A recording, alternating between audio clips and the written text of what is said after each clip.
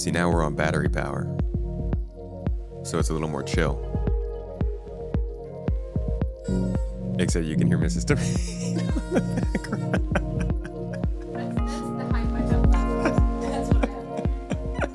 Extra chill, you can hear her like going off with the party horn in the background. Welcome in, everybody. We are back, and things should be working today, man. I'm sorry. I don't know what we did or like what tech god I spoke poorly about. I just want to put it out on the record. I'm sorry. Okay? Can we make up? Can we be okay? Can we be cool and move on? Like, is there a giveaway maybe that you got left out on? Did I say something bad about Star Citizen? You know, the power did go out pretty shortly after I said we were enjoying covering other games, and we're gonna do that more on Mondays. So I'm looking. But seriously, I don't understand the yeah, this is the real stream. This one will actually stay because I'm in charge of the power supply. You know what? I don't even want to say that. Why would I say something like that, dude? We're like cursed. I don't know. I don't know why I'm using my phone as the camera, because the company that sold us the camera that's no longer working, we sent the camera back, guys. We sent it back 2 weeks ago, and they have ghosted us and they won't answer our emails. So we're just without a camera and trying to figure out, like, I am using my phone for the camera every day, and on the podcast, that looks great. The Rode keeps giving us problems, and Rode failed to help us get through that. And now we get into the new house, and the power outage happens 1 minute after I go live. It couldn't even do it before I went live, and just I would have just been like, oh no, we don't have to stream. No, it was like, hey, I'm gonna let them start talking and go live for a minute, and I'm gonna shut it down. Such a jerk move, man. Power, technology, it's rough, dude. It's rough. Brigadier, how you doing, though? Good to see you guys. Thank you so much for jumping back in. Seriously, big sorries to everybody who is a very great and wonderful and respected member of this garden, coming into our streams on Monday mornings. I know, like we said, Monday mornings can be a little but coming in here, knowing you're gonna get a good show, because you can expect a good show, and we got some good stuff planned today, and just being cool. Oh, I really appreciate you guys, because I know we've had some tech issues over this past decade, but we're getting there. Shempasta, thank you as well. AAK, Faldorn, Valis, good to see y'all. Maverick is always keeping me company while the stream was getting started. And Mrs. Tomato dancing in the chat over on Twitch. Kip, how you doing today, Kip? You know, Kip is the name of one of my favorite characters in any book. I believe it was a book by Brent Weeks, I think.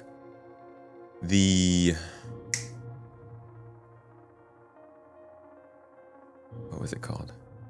Stormlight?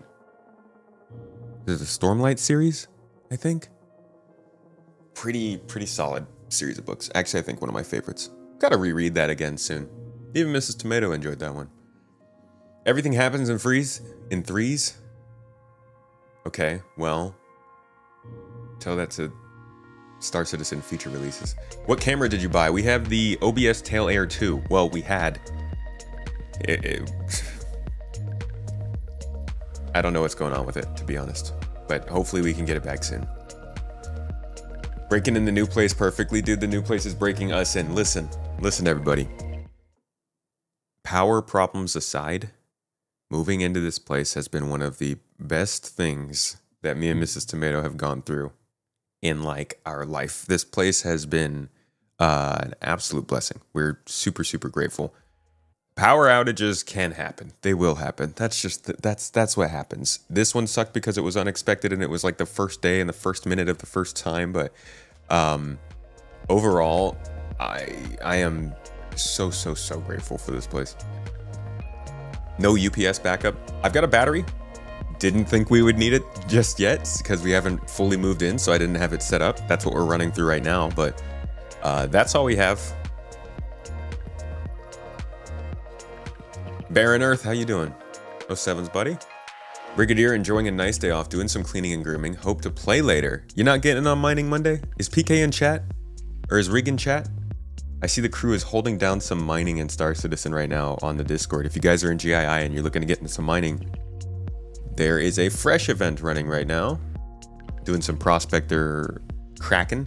And honestly, maybe if we have some time at the end of today, we'll do that. Today, I've got a couple topics for you guys, couple good topics. So, first I want to touch on how the whole thing around Star Citizen with their shift this year is going. We're going to look at some of the community response from Inside Star Citizen, from the Supplier Die trailer, and most particularly what kind of spawned this for me from the comments on this weekend's podcast. I had Mr. Kraken come on, and we talked pretty in depth about Star Citizen's current strategy, kind of what they're focusing on, which is the content stuff. Which is like Supplier Die and all these different things going on, and how they have turned away from new features. But then I am now seeing comments on my podcast episode where people are like, what the f is CIG doing? Why aren't they making features? Why are they focusing on this narrative stuff when the game is in the state that it is? And so then you're like, well, do they gotta also have the fixes, right? If they're gonna introduce all of this content, they also need to be hitting some level or schedule of big fixes coming in that make the content make sense. Because for some of us who might be paying more attention, we know that they are working on that. But for somebody who's just looking at the game right now, it really does look like they are just doubling more and more down on narrative stuff, and the fixes are still kind of lagging behind because they're bigger, they're more systemic, they're harder to do. So we're gonna look at that a little bit. And then I want to take a retrospective of last year. Maybe this one's still this one's an iffy one for me. I actually might push this one towards the end, just to take a look at what they were saying last year about their plans to launch, because clearly we've seen a big shift in what they want to do. So I think it's worth doing a little retrospectives and going back and, you know, putting words to the reasons and the whys to the rhymes, whatever that might mean. I also want to check out the Perseus because I know that one's coming up and it's got a lot of hype, and I have not looked too much into it, so I want to spend some time with you guys getting a little more informed on that. And then finally, the most exciting part for me, and something I'm going to make a video for on the main channel this week, I think, we're going to look at Jump Ship. I have watched, we've been watching Jump Ship and kind of paying attention to it over the last 6 months maybe, but now they're really starting to turn on the marketing, and the latest video they put out is, oh, chef's kiss, I think, when it comes to small multiplayer experiences. Like, they might actually have a recipe to hit what people have been looking for in space games for a long time when you talk about games like FTL or Void Crew or even to some extent Star Citizen. Hell, even I think people who are coming from Sea of Thieves, people who are coming from even Among Us might find some fun in this game. So I want to do a little bit more looking in on that, and then we're gonna, if we have time, we'll jump into the game. YouTube comments tend to be very stupid. I know, I leave a lot of them. I'm very good at it. Stormlight Archives? No. I might be getting that mixed up because we just set up our bookshelf downstairs, and one of the books on there is, I have 2 copies of Way of Kings, and that has become a talking point when people come over. Well, it hasn't become a talking point. 2 people have mentioned it. And so now my mind is caught up on that series. No, I'm thinking of, hold on, it's by Brent Weeks. I do love some Brandon Sanderson, but I'm not, oh no, I'm getting caught up on Brent Weeks too as well. No, Brent's just another author that I'm thinking of. He's searched for at the same time as Brandon Sanderson, so I guess they're kind of related. But I'm thinking of something else. I like a couple of his books, but I'm thinking of Lightbringer. There it is. Yeah, the Lightbringer series. Is that where your name comes from? Or do you just happen to have the name Kip? Because this is my favorite book series of all time, I think. I'm big on the Lightbringer series, one might say. I'm not huge on fantasy books either. I don't usually read them that much. Doesn't help when assets don't stream in for the content. Yeah. Yeah, that is a problem. They're chasing that tin and ice. As long as there's reasons to chase tin and ice, that's nice. You think it's also about running limited time events in a game that's still in alpha, might throw some people instead of working on making them dynamic, but they're working on it. Yeah. You're coming from Sea of Thieves and Escape from Tarkov. So you're into the player interaction then, Tristan, is what I'm hearing. Abdi, what's up, dude? How you doing, man? Good to see you. Oh, it's your name. Hey, that's sick. Well, you have a cool name. In this book, the bullies try to make light of it, but I'm not gonna lie, it's a freaking cool name, dude. It's also fun to say. Who doesn't like a fun name to say? Why do you think we picked Tomato? Abdi, thank you for the sub, man. We got a couple subs in here before the power went out, so I just want to go back and say thank you real quick to those. Virus, appreciate you. Techno Chris came on for 2 months. You guys, 2 months on the sub means a lot more than you know. We really appreciate the people who've been going for like tens of months, but 2 months is like, hey, I like this stuff. I want to see this again. That's a vote of confidence. We're gonna make sure to ship you fresh tomatoes. Valis, my man, at 13 months, can't fault that. 13 is like a lucky number, right? Appreciate you, buddy. I hope you're having a good time and a good week. Maverick with the bits, of course. Thanks, Maverick. Space Guy, 7 months on the sub with the Prime sub. Robin Amazon, you love to see it because you know what we say about Amazon. Well, it's not even Amazon anymore now. It's Washington Post that's getting all the crap, but we won't get into that. Thank you for the sub, man. Fulminous, appreciate you. 8 months working on the Twitch, baby. I see you. Much love, my friend. And then Abdi, of course, wrapping it up with 38 months. I say of course, but I don't take that for granted at all. I appreciate you, Abdi. Fellow streamer, guys, give that man a follow and a looky look. Go check out his own stream. Don't just stay here. Don't just stay here. Okay? Because I can't make good art. I can't play Star Citizen very well. So you should find people who also can play Star Citizen well and can make art. And my friend Abdi in the chat is one of those great people. Thanks for being here, dude. Kamut. Appreciate you, man. 30 months on the sub. 15 months in a row. Much love, buddy. I hope you guys are having a good March. We started out with a wonderful, wonderful... Well, I guess... Hold on, I'm sorry. I'm missing stuff on YouTube. Wait, YouTube popping off over here. What? Tristan with a $10 super chat. Do you think we'll see performance improvements with 4.1? Or that it'll be after the 4.1.1 hotfix? I think we will see performance improvements in every single patch this year. How big they will be, I don't know, though. And Kip became a member. Hey, dude, thank you so much for joining in. You're going to love the exclusive videos, I think. Power is back on. Wonderful.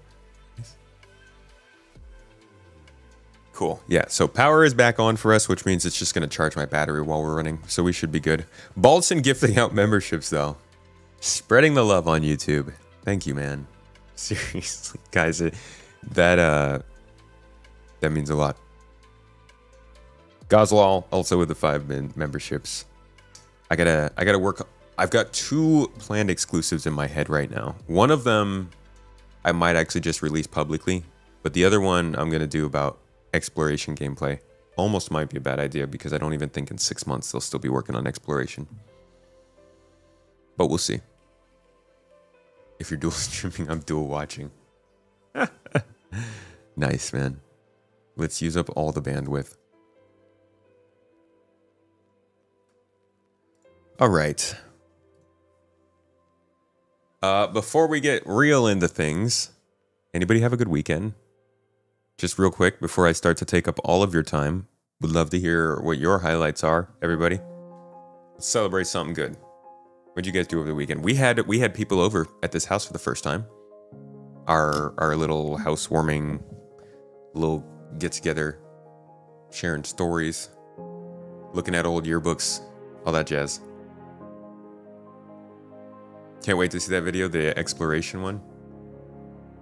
I'm hoping to rope in other video games for this video. Supply or Die weekend. How's that been going, Techno? By the way, can you, I think I might have missed your friend request on accident or cleared it out. Can you send me another friend request to make sure? And I can add that one. Learning the Reclaimer with Aladdin GII. Oh, nice. Did you just happen upon that? Did you use the Get Help channel for that by any chance, or you guys just ended up in a Reclaimer? Gazal, you had a good weekend. You wrote an auto leveler for your Pokemans in Python so you can level up while you work in real life.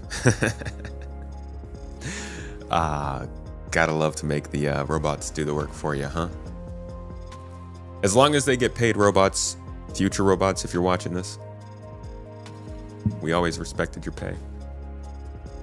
Forget which home you're at right now. We are in California. We are generally always here. We're only going back to Turkey to see family in the summer. But if it's a part of the year, there is a pretty good time we're going to be right here. Thank God. Like we are settled. We've been working towards this for a long time. You found a new little restaurant last week and you met a cutie working there. We had a good weekend. Oh, you going on a date, dude? Nice, man. Hope that continues to go well for you. We'll be checking in weekly on your progress. No, I'm kidding. Whenever something good happens, let us know. You managed to complete phase 1 of 3 for Supply or Die. How's that been? I don't think I've done any of them yet. Wizard, you had a good weekend? It went decent? Okay. Just ended up, Gravy the Lad got one and decided to got an 890 jump with some vultures yesterday. Yeah, 890 jump will pay well. People died to fill your supply. Had so much fun this weekend. Hey, that's good. Are you guys having fun with Supply or Die?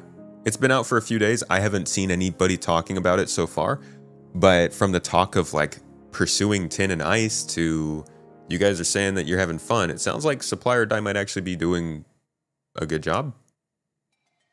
Outside of it seems like mainly it's just the way that they're presenting the narrative, but the missions and the gameplay itself, has it been good for you guys? Praise the orb. Yeah, we had a good little fun trip over the weekend with the with GII. GII is on a real one right now. CIG might be, shifting and be a little uncertain and we don't know what's going on, but GII, the garden in general, just strong week by week. I love to see it, guys. We're glad to be settling in and be able to get a little bit more time to jump in on movie nights and stuff like that. You've made around 120 million UEC over the last 2 days. Zero what? Brother, like, is that all legitimate work too? Is it just you can make that much money now? There are so many ways to do the missions. Techno, can you elaborate a little bit? All right, we might need to jump in game and dig a little deeper into Supply or Die. Other than depositing your refinery loads to a C2 that was destroyed, you're really enjoying Supply or Die. Okay. A lot of griefers and some annoyance with SC things. All right. You've been mining Corundum. Right. It's also nice that this works for people in Stanton. I saw people making comments that like they don't care about Pyro and they don't want anything to do with Pyro. And I don't think people are taking the time to realize that this also is, there are other parts of the game where you can take part in this event. Soon the garden will be catching up to test. We will never need to be that big, thank God. The garden's quality over quantity for sure in that sense.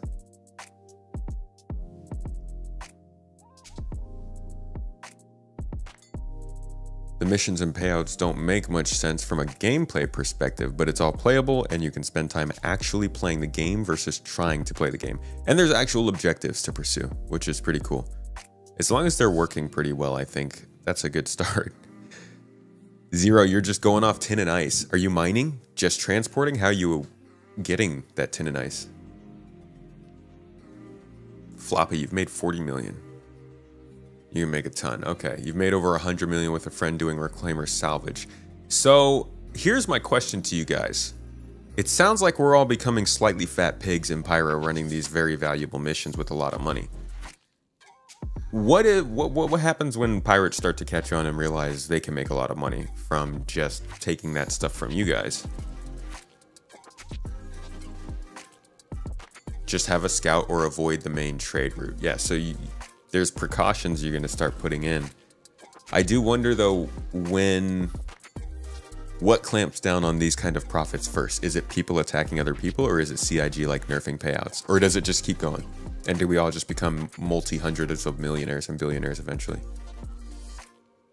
You've only been ambushed once in Pyro? Okay.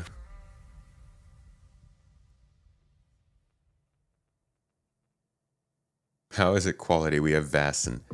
Have you ever seen such a good dance conductor? The man puts out proper scripture from the Bible of Wiggle every day when we start getting funky. I think that means something.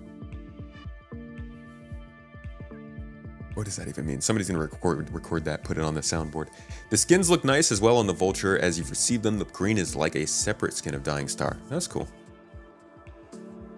You've seen plenty of pirates snagging people. Okay.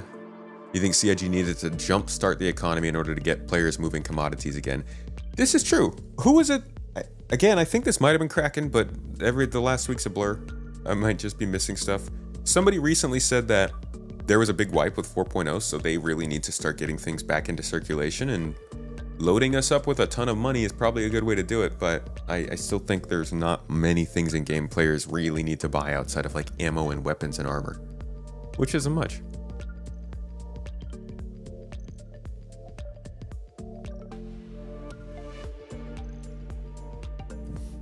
The orb is not pleased, right? I'm sorry. The orb is a prophet in the Bible of Wiggle. The Book of Orb, Bible of Wiggle. You've heard of someone using a mantis to interdict the route from Magnus to Pyro, and the org was just looting the cargo and selling it to complete the missions. Can't remember who though. Huh.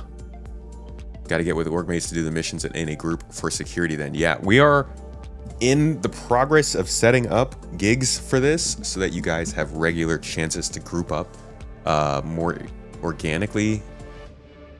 Last steps, I think, at this point, but we should have some... yeah, this needs to be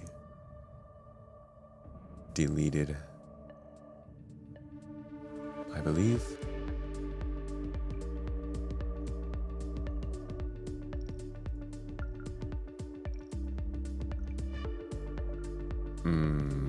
Yeah. Cancel. There we go. Okay. Yeah, we're gonna be updating events here shortly so that you guys can have some extra buddies to run these with. But why don't we get into the topics of the day? So I did say we were gonna start with supply or die and narrative stuff, and I think we're gonna have some good talks there. But I kind of want to start with the Perseus. Why don't we start with ships? It's a little interesting. We talked about the supply or die a little bit. We got your brains moving, right? Let's now... Actually, no, that doesn't really make much sense. If we got your brains moving, why don't we stick to that? We can get to ships in a little bit. Let's do supply or die. Let's look at... let us look at this whole event and the overall narrative arc and people's response to it. And make some... Oh my god, this chair. So hard to roll on this carpet. And let's kind of get an idea of how the community is responding to it. How successful is it? Are they doing a good job? We're gonna start with looking... Did they release a trailer for Save Stanton? I don't know if they did. Yeah, they did. Let's watch all these trailers and see how the story arcs real quick.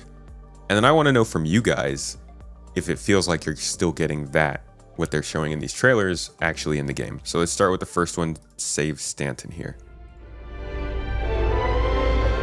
Violence continues as another civilian vessel has been ambushed just moments after leaving a station in the orbit of...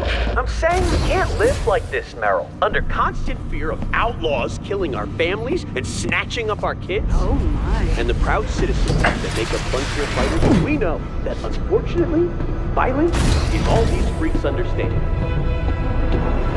Bro, this is already... I didn't watch this trailer, but I love it because it's just like, this is how we want to play the game. That's what they always do to us. Like, you want to wake up in your ship and then go down to join your friend flying, seeing stuff. If they put the news reports in the actual game. And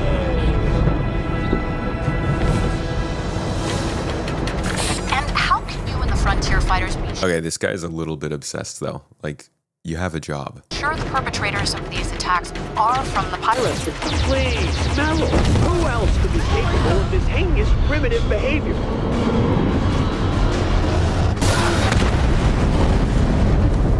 Thanks for having me, Jim. And yes, our group is trying to make sure these recent attacks don't lead to unfair profiling of our... Is he just watching TV right now? Sir? You might wanna... He's got a problem. neighbors in the next system over. When piracy gets really bad, Oh, is he dead? extremist groups always rush to Oh, he's dead. My bad. blame Pyro, calling to shut down the jump point. I'm sorry, you Let don't... us not paint the people of an entire system with too broad a brush.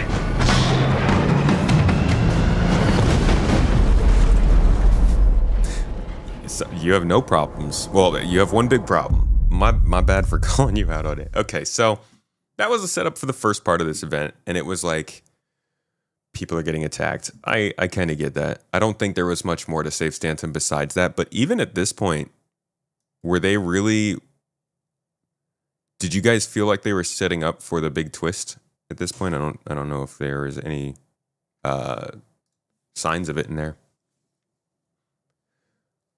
But that was Save Stanton. So that was the first part that took place in Stanton. And then we moved on to Pyro, after Pyro actually released in Fight for Pyro, which I think maybe did a little bit better job of setting up the actual factions to them to some extent. Pyro and his people are not a lost cause. It's our home, and the good, honest citizens in this turbulent system need your help, not your condemnation. Join the Citizens for Prosperity to finally put an end to this violence. It really sucks that the NPCs can't work well enough to do these kinds of things in this game, because the game would feel so much better if this stuff was going on. Honest citizens in this Especially these outposts, they're so big. turbulent system need your help, not your condemnation. Join the Citizens for Prosperity to finally put an end to this violence. It's such an unfortunate path to justice, but necessary. The Frontier fighters know firsthand the lawlessness, the inhumanity that threatens our system, and the only answer is to suit up, load up, and join us, shoulder to shoulder, to stamp them out. Every last wannabe fool that gets in our way. I'm not mad at the trailer, to be honest. I think it does a pretty solid job of setting up the factions, but obviously we know that it's not everything. Like, we're not seeing the whole story. We run Pyro, and we like it the way it is.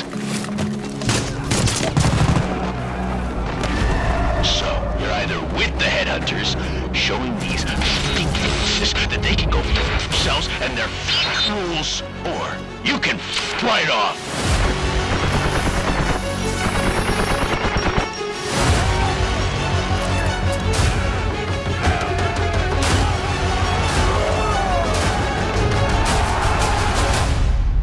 So this is an interesting release, in my opinion, because you can go back in Star Citizen's history I mean, we could probably...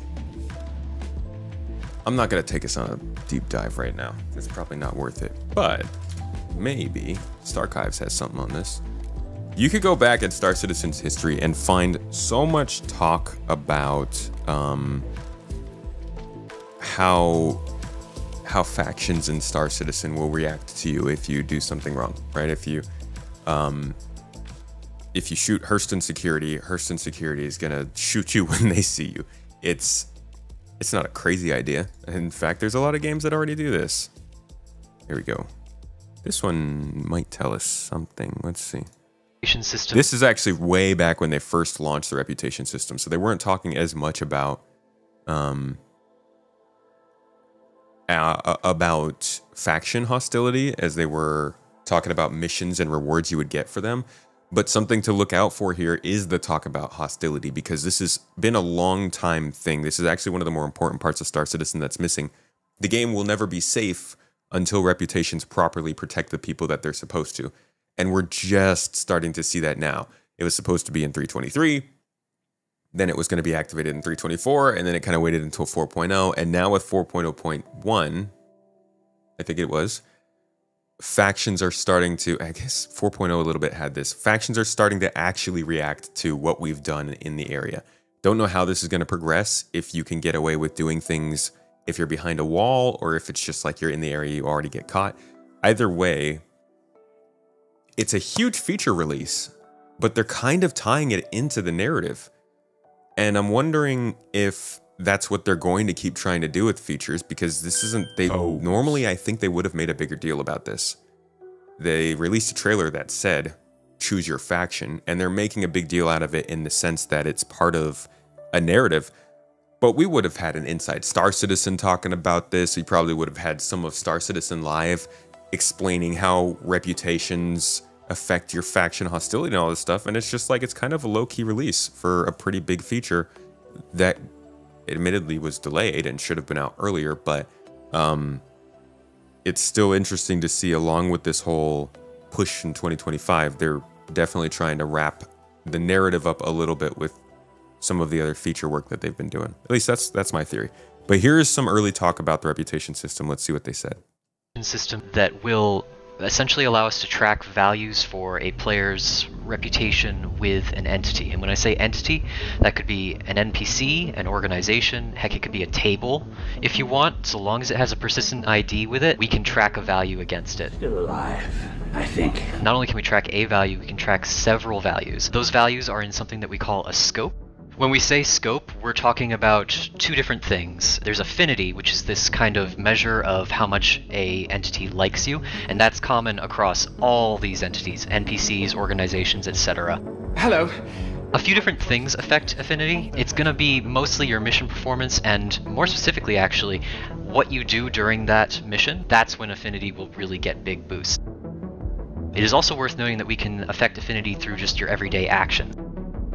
For organizations, affinity is a little bit different in that it kind of represents the amalgamated opinion of that organization and its members towards you.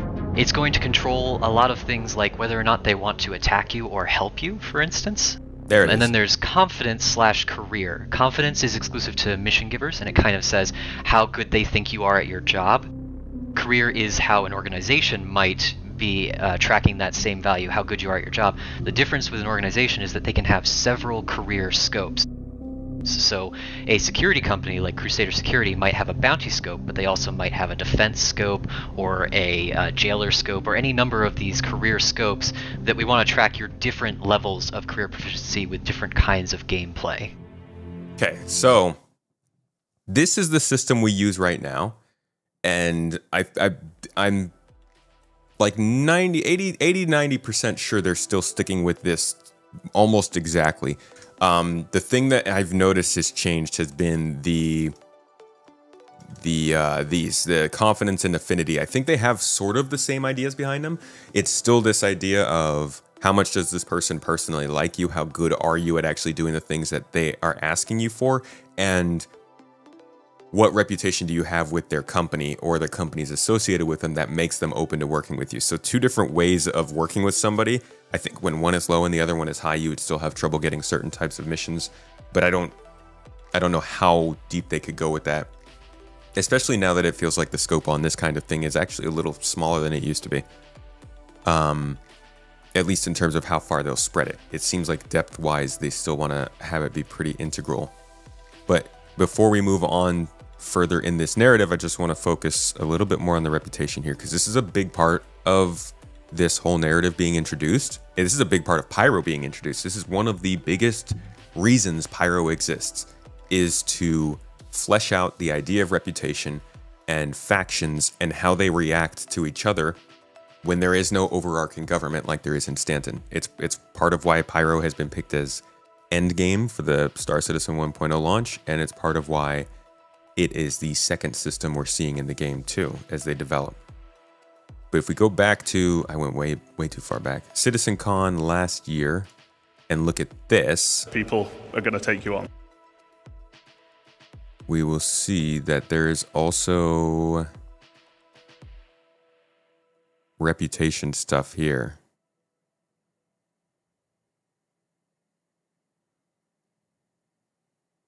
So they talk a little bit about guild rep here, I think. And here you get an idea of what the full screen will look like. And so you want to. And here works. It's in these.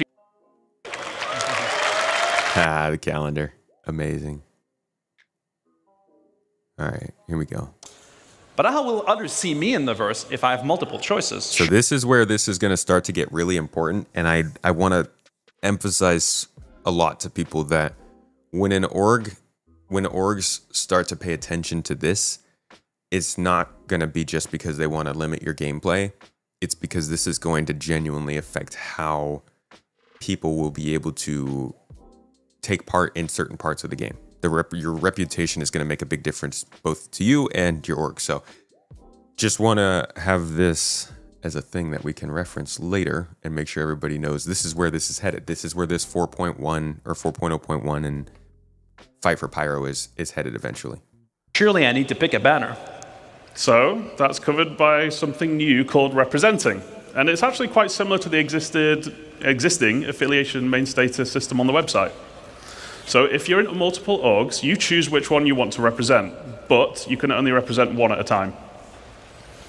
Now, there are ongoing benefits for being in orgs, which we'll get to in a minute, but choosing who you represent asks which one you want to benefit from at any given time.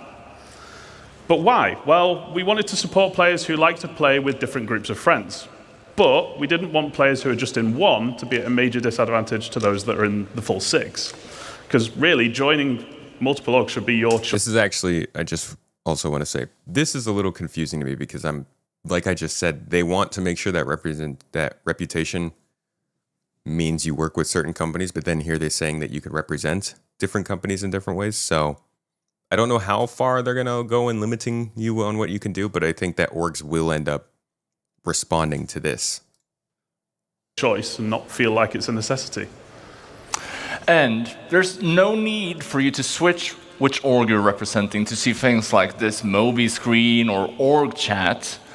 But we want to put limitations on how often you can switch to avoid exploiting the systems. And we don't want to punish anyone who's, playing by the rules. And a big part of representing is visualizing it in-world. We want you to be able to fly your banner for your org. So we're adding another MMO staple to the game. Tags. Okay, this is getting outside of our scope. Can't wait until this year's CitCon. Still hasn't been confirmed. It's weird. Okay, here's some other talk about how reputation's going to affect players. That was more org focused, and I was going to continue on that. But honestly, a lot of people don't care about orgs and want to know more about how this affects them personally.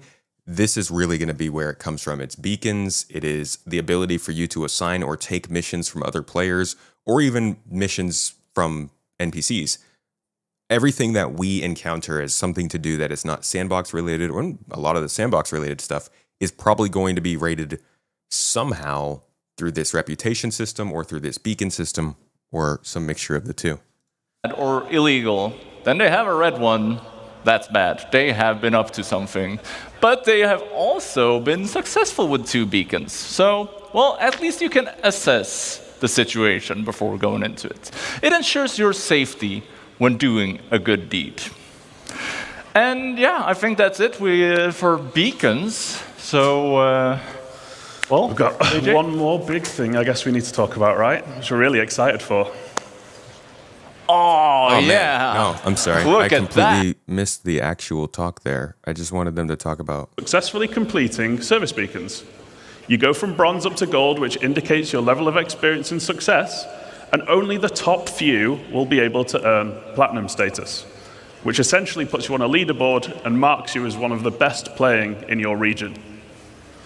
So when broadcasting, responders offer to help, and you'll see their rating. Then you'll get to pick who you want to help you out. Then let's say you're not very good, or you like to misbehave a lot. Failing a beacon will result in losing rating, and then repeat offenders will enter the red zone. The bald zone. And then only really desperate people are going to take you on. We're making the system much more robust to the point of automatically determining success or failure. So we're putting a lot of focus on making the system difficult to exploit as well, in the many different ways that it can be right now. So criminal types, like you, Benoit, will have to get much more creative. So, yeah, I don't know. They call this rating. Sounds like reputation. I'm not sure why it wouldn't be, but maybe it's the beacons will be on their own separate system. But this is the idea behind where Fight for Pyro is headed. They're trying to build in more consequences and responsibilities of the people who are taking part and making you be more aware of your actions. How are they doing it? Maybe not in the best way, as we'll get to in a little bit. Maybe the narrative is a little floppy. The delivery might be a little wishy-washy, but the important part of this whole narrative, in my opinion, is how much the importance of your actions is starting to build up. And I know for some people that it's too early for that, but we need it. We need it to start happening. Pyro will never make sense if this doesn't happen. Which sitcom presentation is this? That was the social, all the social stuff from last year's sitcom of how the Moby-Glass would change. All right. Here is Supply or Die, the newest part of this mission, which we will spend, I think, more time talking about, because I think this is probably the best part so far they've done. Let's take a look at the trailer. Frontier fighters are the slicers. What? Help. Fight. I know what I'm gonna do.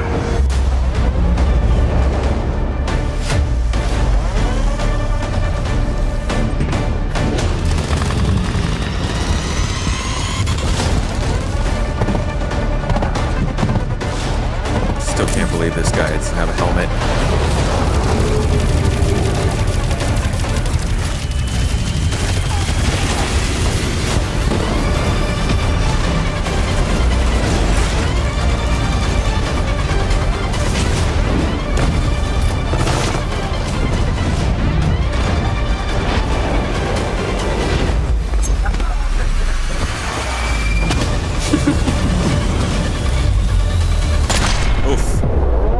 Jesus, man.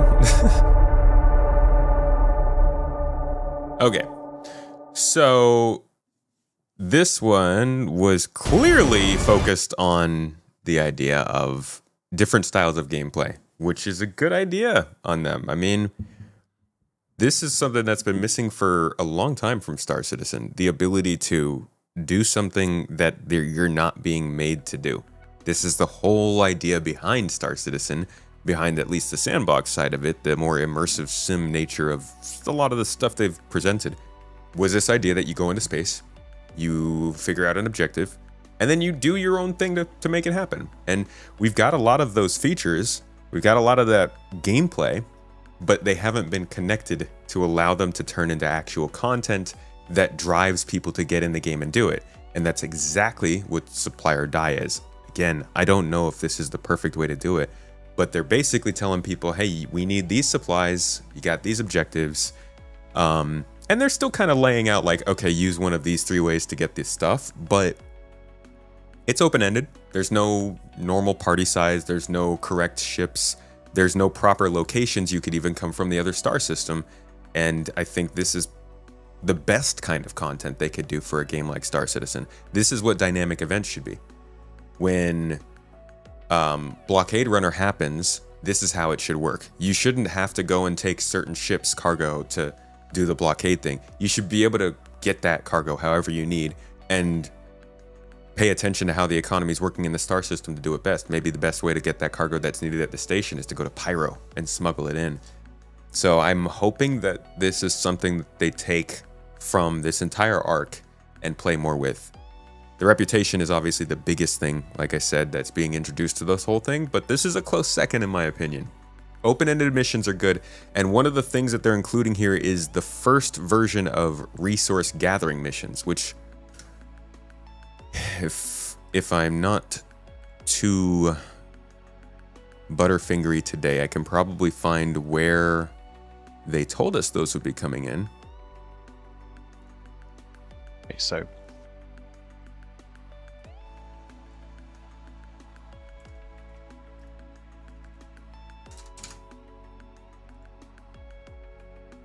here we go. So this was last August, I believe, July. I think we talked about this on SCL. The question says, can we use our own commodities or commodities that we have found to complete these hauling missions? No. No. No. This was a bummer too, back when they said that, because this is when 324 was coming out, and you're like, okay, these hauling missions are cool, but it's kind of annoying that you have to have the specific box they gave you for that specific mission. It makes sense. Like if you're a company and you're ordering something from another company, you're going to get the specific serial numbers of those things you're ordering. You need that stuff. But it was still kind of a bummer to be like, oh, we can't just kind of figure out how to get these things, to source them from somewhere.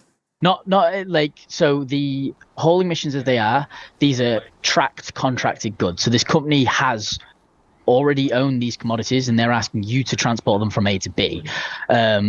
However, what that open question is kind of alluding to is more resource gathering missions. So we will have missions where you are asked to just get 10 copion horns, or this refinery just wants X amount of raw iron, and the player can get them by their own means. For example, you could go mine it yourself. You could pirate it and use it for the mission and things like that. So in the future, we will have missions that allow you to get the commodities via your own means. That you just go get the. We are in the future now, and it's not, the missions aren't in the game, but I think this is their introduction. And overall, that's my main point of going through this, at least, is we're getting introduced to new things through these narrative arcs, and they're kind of subtle. It's not that hard to notice if you're playing them, but if you're not playing these, then you might not realize that there's actual new stuff happening, and it's kind of decent. I haven't gotten to try Supply or Die, but I'm looking forward to it. Definitely looking forward to jumping in with the org soon. Now, this is all part of their greater strategy in 2025, which they say is about playability. We could go to their letter from the chairman just to confirm. Is this the right one? It is. 2025, a focus on playability. As we jump into the new year, our primary focus across our Star Citizen teams is clear: improving playability. Our drive for playability surrounds three critical areas: performance, stability, and content. We understand that the live environment must be far more reliable and consistent, and we are determined to deliver on this. So then we can go from here to the 4.0.2 patch notes and see that in this update, they have, where's their like focus? Man, I am not used to the way they're doing this now. Huh. Okay, there's actually a decent amount of stuff going on in the 4.0.2. I didn't look at all the patch notes. But we can summarize, right? So we've got some location updates, brightness polish pass, biome streamer performance optimizations, optimization on pyro outposts. They fixed distortion fall off. Max player look rotation scale for dedicated tractor beam has been reduced. Added new distance values of the spawning of salvage ships. All of these so far have been fixes. Ships and vehicles, they added the existing ships into the ship shops. That's content. Ship balances and updates, flight markers, ship compass, cameras, LODs, just a lot of bug fixes and stuff. Core info. They did a little bit of updates on warning messages and errors. Core updates like AI planet navigation, lighting improvements, and instance hangars performance optimizations. These are all fixes, right? It's just fixes, narrative additions, and events.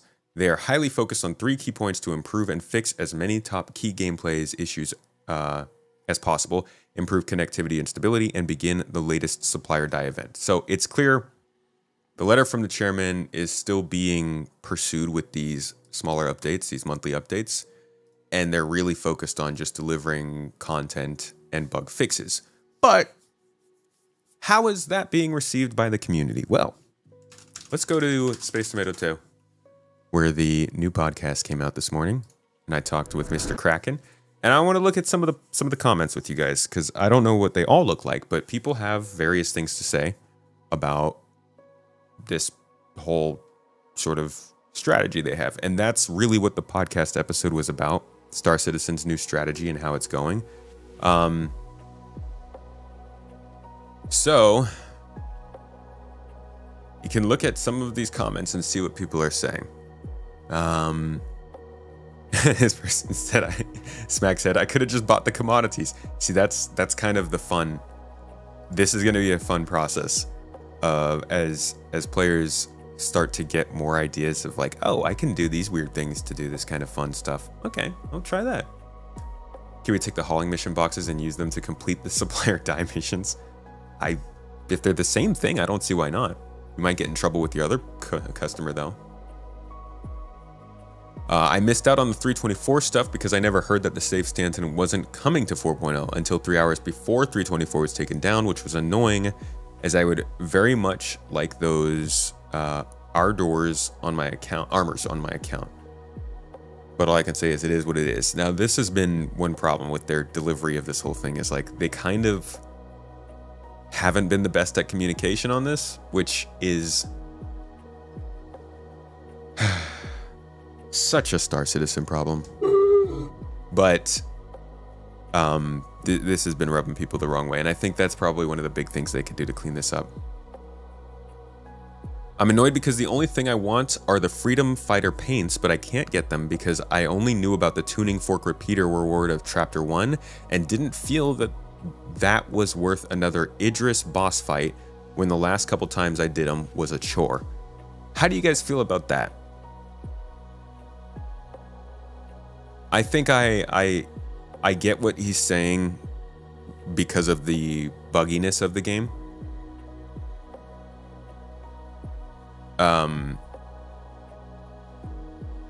But I do wonder if they set up all these episodes of gameplay and they don't tell you what the end reward is at the very beginning episode, would you be mad if the end reward was cool but you didn't take part in the beginning? Like, would you feel like you were a little bit robbed of that? Or is that sort of something that you guys feel would just, that's just what it is for not taking part?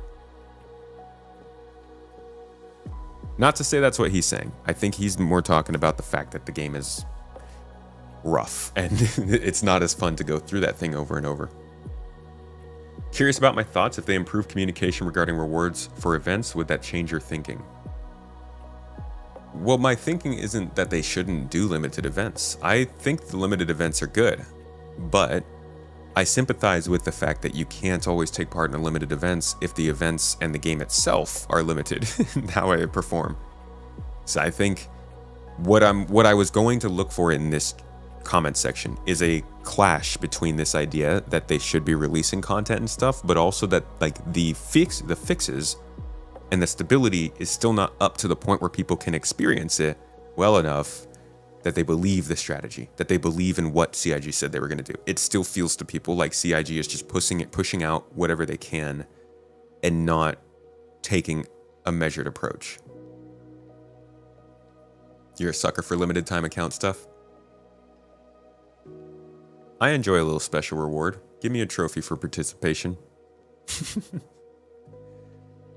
Event rewards should be special and only for players who finish the event, this person says. They are not just items, they show that the player took part and completed the event. If everyone can get them later for free, they lose their value and become just regular items. This was something that was parroted a lot, or said a lot, during the Halloween event of 21, I think, or 2020. This event I know goes until the next patch, I'm pretty sure, which is not going to be until the end of March, beginning of April.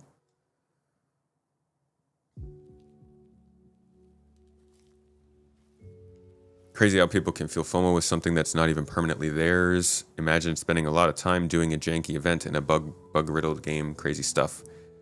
Yeah, I don't know about that.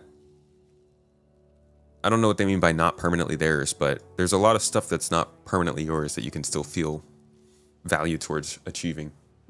You don't FOMO purchase things, but you will FOMO play a game all weekend. Right. So going from giving people the reason to spend money to giving people a reason to play the game is a good touch. It's a good start. The only reason you play is for the rewards. I pay cash for any ships I want, so for now earning credits means nothing. Even if it did, it will still be wiped for 1.0, so play long enough to learn the mechanics and get the rewards. FOMO does not work when you cannot finish the missions due to server errors. I wasted a week trying to finish the missions for the F7A and could not get it due to the servers being absolute trash. I no longer care about events since I know it will only be a waste of time that will end with a lot of frustration and nothing to show for it. Getting screwed out of the F7A MK Mark II permanently ended any feeling of FOMO in Star Citizen. It has left a bad taste that has not subsided. This will blow up in their face because I know I am far from the only one who feels this way. Having to grind out all new gear every time they reset is also getting old, especially when the server and elevators are clearly out to get us and are more likely to end you than the enemy NPCs. Boss fight. Elevator boss fight. Playing SC is like being trapped in an abusive relationship most of the time. You know, I can't fault him for feeling this way. Like, I want to... my gut reaction is like, yeah, it's Star Citizen. But they've just advertised this game so much to the point that you can't say that anymore. Unfortunately. It's been long enough that the YouTube videos and the ads have just been like really freaking top-notch advertising. And then you get into the game and it's very, very different. You missed out on the Kickstarter gold ticket? That was a while ago. I will say this. I don't know about, like, people really need to play games to have fun. If it's too much about the rewards, then it's just always going to end up being a slog. It's kind of like, I remember back in the day when I used to try and get achievements in video games. Xbox achievements. I was so happy with it. I was like, yeah, 1,000. Woo! Never get 1,000, by the way. But I really wanted to fill out all the achievements, and then I realized it's like, I'm not enjoying the game anymore. I'm just trying to unlock things and do things. And that's fun for part of the time. It's good to have your grind sessions where you're trying to achieve something. But it's also good to like just kind of play and have some fun and enjoy the journey that you're on. I like getting paid for my work. I absolutely do. But when I jump into the game with the org and I'm like mining or just hanging out and doing something, I rarely consider how much money I've made afterwards or if I've made enough to unlock something. And that changes a lot based on the time of year and what the like mission is for you, but there's got to be some level of relaxation.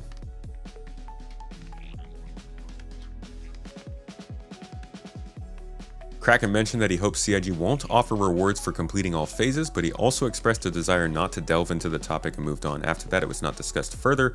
Would it really be such a bad idea to reward players who are consistently engaged? Am I biased because I have completed all the phases? We've all got a little bit of bias. I don't know.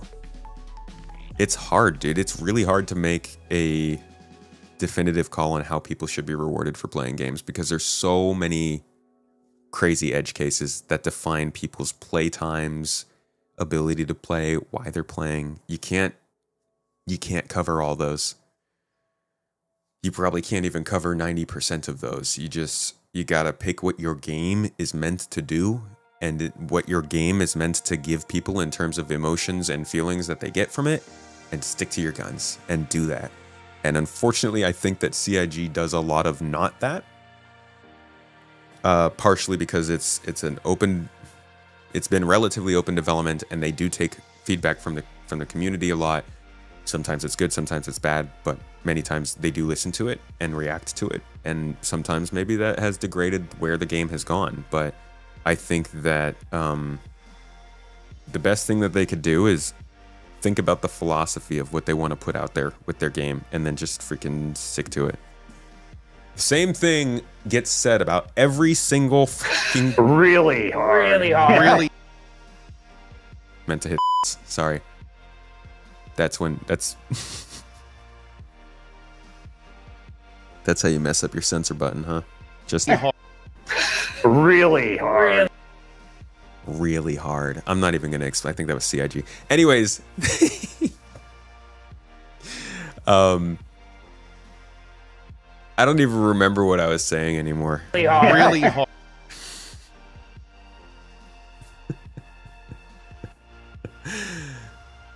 How hard? It's funny because I have so many buttons for the censor button. I hit the one that was not that. Anyways, I don't even know where my rant was going at that point. But, oh, that's right. All of the best games that we hear about are the ones that they're like, yeah, you're doing exactly what you're supposed to do. Kingdom Come Deliverance, Baldur's Gate 3, freaking Power World. Like, anytime a game does really, really good, a lot of the time, it's because it just unapologetically did what it was supposed to. So yeah, there's so much that you could look at here. There was a good one here. This one says, yeah, I'm just annoyed a game in development is prioritizing narrative and FOMO content over new features. Like, how much longer is it going to take to get Star Citizen actually out now? Are we even going to see crafting and base building this year? Just seems like this is not the right move when you have the pressure on to get this game out. This is really where I wanted to come around to with the whole narrative is, this is all about how CIG is trying to shift the game towards what the majority of the community is asking for. They were waiting for server meshing, I think, and Gen 12 and a couple other things to be able to start really optimizing this game. But I don't think they wanted to start doing this early. I think that they have been pushed a little bit in starting to release narrative content faster than they planned. And that's why it feels a little bit jumbled, maybe. Like, things aren't quite set in stone for that to be happening. It's good. It helps the game, but at this time, it's really weird because, like this person said, there are so many new features that still have to get added. Just going to the roadmap is eye-opening. Where the heck is it? There it is. It's eye-opening on how much stuff there is for Star Citizen 1.0. Just looking at this, I mean, we got the whole quantum system, right? The guild system with all the jobs and reputation we're talking about. Insurance, taxes, and warranty. Your insurance claims, your life insurance, all that stuff. Law and security. The factions that are defending us. The turrets. The security that spawns in or flies the trade lanes. Reputation V2 is what we just went over. Death of a Spaceman. AI blades. Misfires. Wear and tear. We got all of the engineering and stuff that we didn't get in 4.0. Radar scanning and we haven't gotten in the vehicle. FPS radar and scanning we haven't gotten. Atmospheric flight. Weapon overheating, radiation, damaging, crafting, base building, handyman repair jobs. And then this isn't even all the stuff they need to release. This is just what they have on here. There's a lot of features they have to release. So this person's sentiment has some merit. There's always been two sides of Star Citizen's community. People who want to play the game right now and have the game we have right now play very well, and the people who just want them to keep adding features. And for the longest time, that second group was mirrored by CIG, and that's how they've been going. But now they're in a place where they feel like they can start to cater towards that first group more. They can start to get the game into a place where it'll be fun for the people who jump into Squadron 42 sometime in the next 2 to 20 years. And they're doing it a little haphazardly. And because the game isn't improving at the same time, like I was saying before, they're releasing a lot of fixes. We're seeing that in these updates. But it's not the elevators. It's not the quantum travel problems. It's not the part, well, they did some party marker fixes here. It's not like the big stuff that gets in your face, the stuff that gets posted about on Spectrum and Reddit. I know my camera went out. I'll figure that out. It's still small stuff that's working on stability. So I think they need to get a lot of big fixes in 4.1 to try and make a little bit of a bigger story for themselves of what's going on this year. So that's about it. Looking at this narrative stuff, hopefully that was a decent review of what we've seen so far, where it is, where it's going. And we'll touch in on that again when they release a new update. I think that's probably next month. But we'll try the event out ourselves on Wednesday, Friday, or Saturday. Stick around for that. Okay. Now, yeah, it's webcam stuff, camera stuff. They should have a separate roadmap page for 1.0. They probably should. This is not a good idea. They need to get rid of this. Instead of putting 1.0 on this, there just needs to be a feature pool over here that just says future releases or something. Putting a label on this for a specific update just makes people think that they're all going to come in this update, which would kill us. That would be murder. Hurricane, thank you. I appreciate you. Okay, what's next? The Perseus?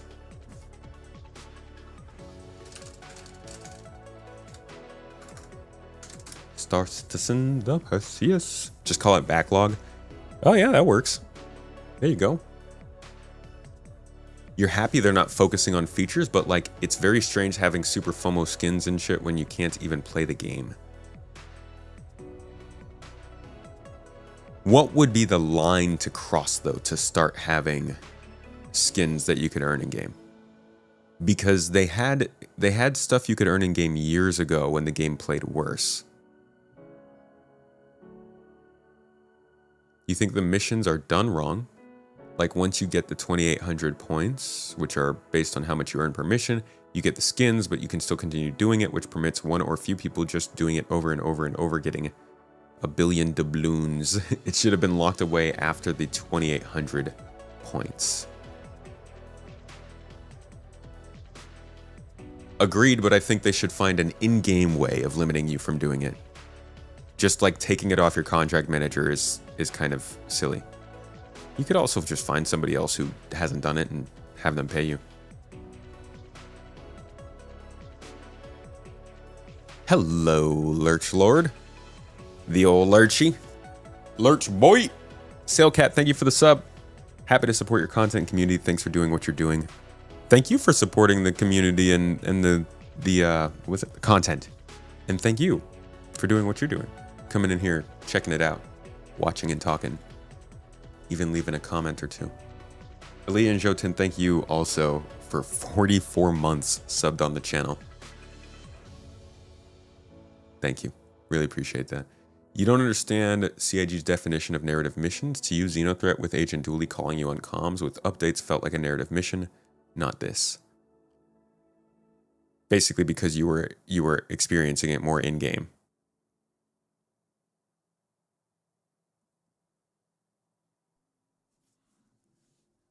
What's the Perseus?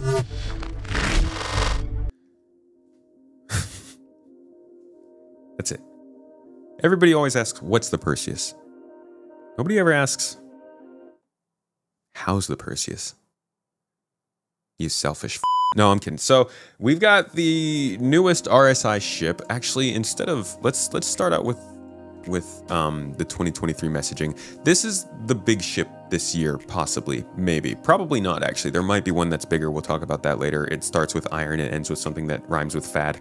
But this ship is still pretty big, pretty anticipated, and pretty powerful. This could mix up the combat scene quite interestingly in Star Citizen because it offers easy access, well, easy, relatively speaking, to some large guns in a profile that actually can command some space and some control of space, but also is in decent danger from other large ships and anti-capital ships. So this could be one of the first ships that gets people more interested in taking out ships like the Retaliator or the Ares, these smaller anti-cap ships. This isn't a capital ship. It's about the size of the Hammerhead, but I think it will be used more strategically than the Hammerhead is. So it'll be more interesting to come across. Sorry, I am doing terrible at finding the actual ship for you, but it is called the Perseus. And back in 2023, they got the hype cycle started for this ship after years of not really knowing what was going to happen with it. It was introduced in 2020, so part of the backlog. But it was meant to follow up the Polaris in production, so here is that announcement. The Galaxy. Then we've got the Perseus. This allows us to tackling important, exciting areas of each ship. Tackling them as a family kind of allows us to expedite their development. We leverage the experience that we've got within the team. And it just allows us to, like I say, streamline everything. So first up, we've got the Polaris. Next up, we've got the Galaxy. Then we've got the Perseus. And that kind of closes out most of our large RSI ships. And then we can see what we want to take on. They haven't gotten to the Galaxy yet. And there are a lot of reasons why that might be the case. The biggest is the biggest is always what's the priority? And in between this announcement and a year later, it became very clear to CIG that they were not ready to release the Galaxy. We saw that even with the kerfuffle back in November, I think it was, or October, when they basically tried to say the Galaxy was not going to be building bases. And then they had to kind of go back and be like, oh, it is. It is. Misunderstanding. So they went with the Perseus first, which I feel like would have been the best choice from the get-go because they've always gone combat first. It's the easiest for them to produce, and they have size 7 weapons. But this is going to take some custom weaponry. It's also going to have a pretty big interior, which we're about to see in this video. So it's going to take some work, but I think this might be coming this year. Some people think Invictus. I'm still thinking IAE, but we'll see. Let's take a look at what it looks like. So this ship is really a military ship. It's about destroying other big ships. Because it's so formidable that you're in a fight, and if somebody turns up with a fleet and it's stacked full of gunships, you're just going to be like, oh, damn. Damn. A fleet in Star Citizen is sort of built around a capital ship, or capital ships as its core. So you have the Javelin, which is a destroyer, so that is designed for really duking it out with other big capital ships. You have the Idris, which is a carrier, so can sort of take on other big ships. It's got a big railgun on the front, but primarily it's there to deliver fighters. And then you have the Polaris, which is a long-range torpedo boat. And you have the Hammerhead, which is a great anti-fighter screen. But what we're missing is this hybrid role that sits between the Hammerhead and the Polaris that is your fleet defense ship, that is moderately large size and capable of dishing out firepower to deal with large ship threats that aren't quite capital ships. It has been a while since we've done an RSI ship. Obviously there are some in the fleet already, and then you take all those and you fold in the functionality.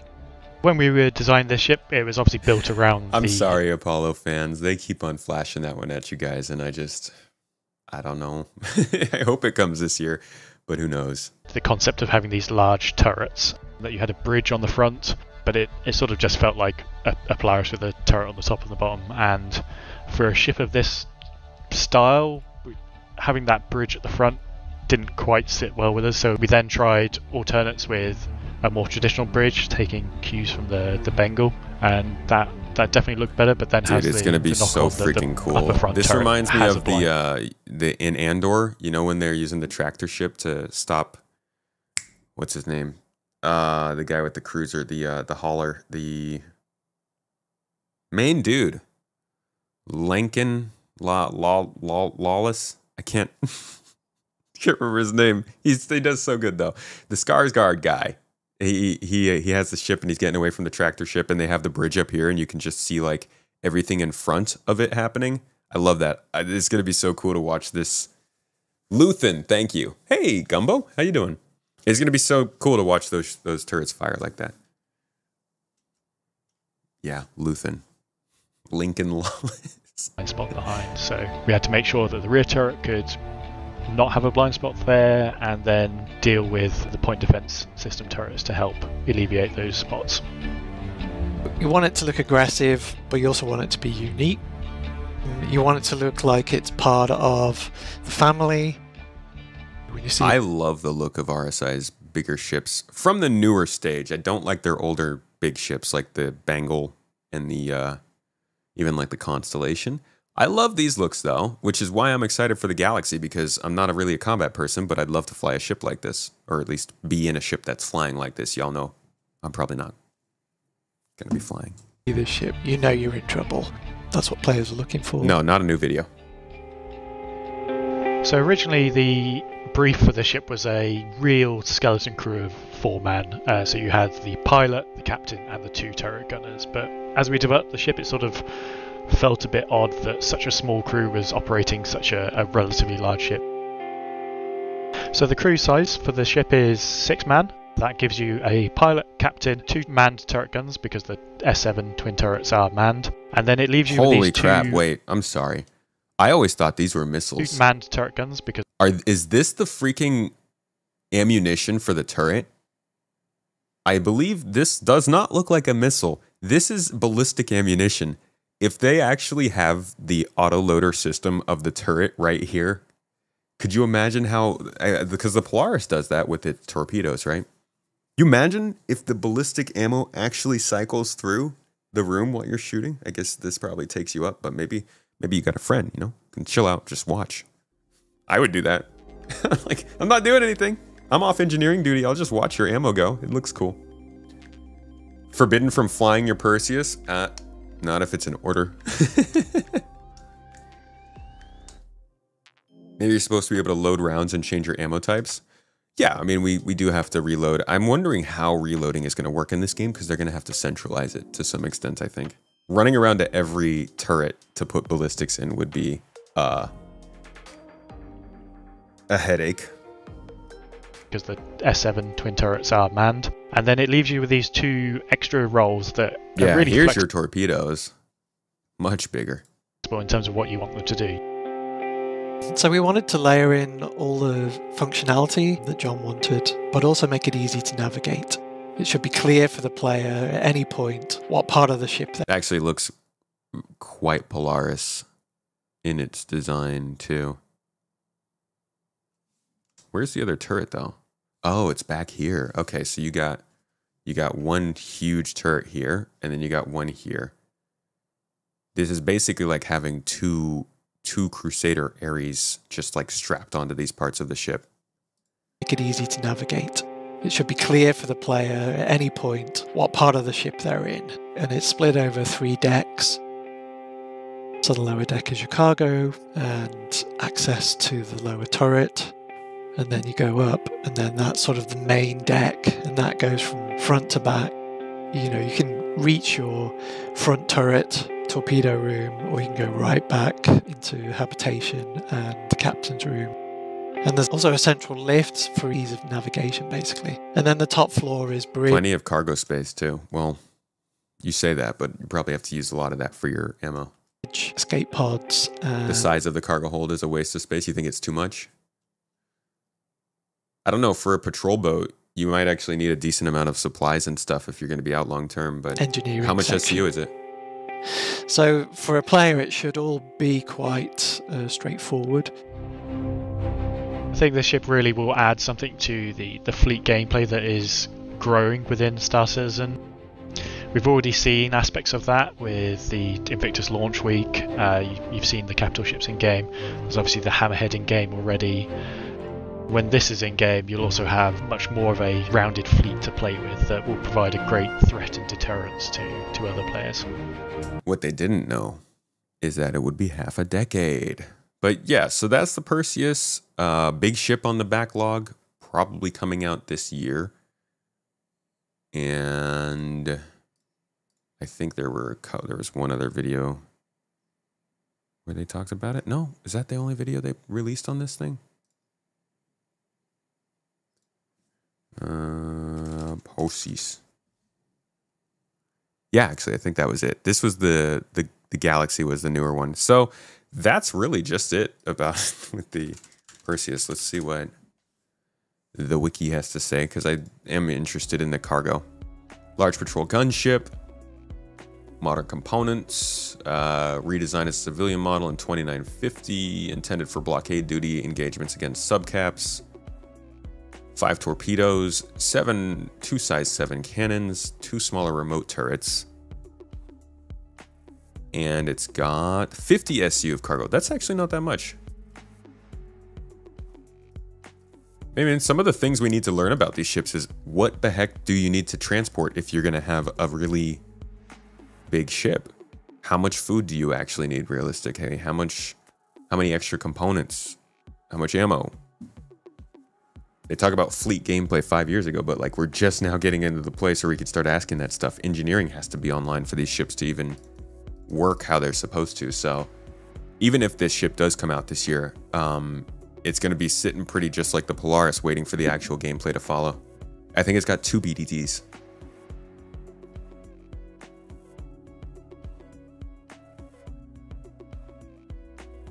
As a resupply ship, you'd need a C2 just to fit enough spare ammo. For the Vulcan? Oh, is it 4? I thought they said 2. Oh, no, these are the remote turrets. I'm sorry.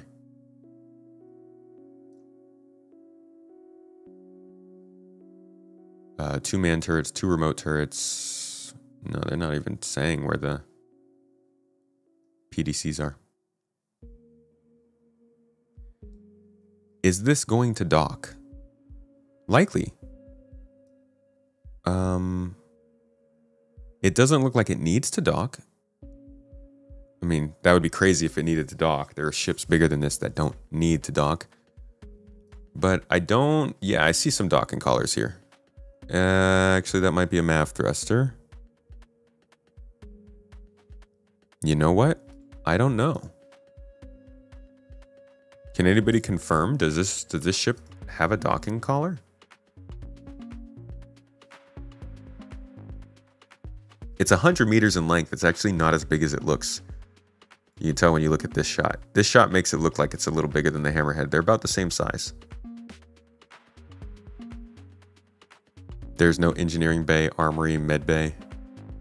The open and suspended catwalk above the cargo bay is unnecessary. Second deck should be closed off so that the space can be used for more rooms. Oh, there's a catwalk over the cargo bay. How do you... Is there that much detail on the interior?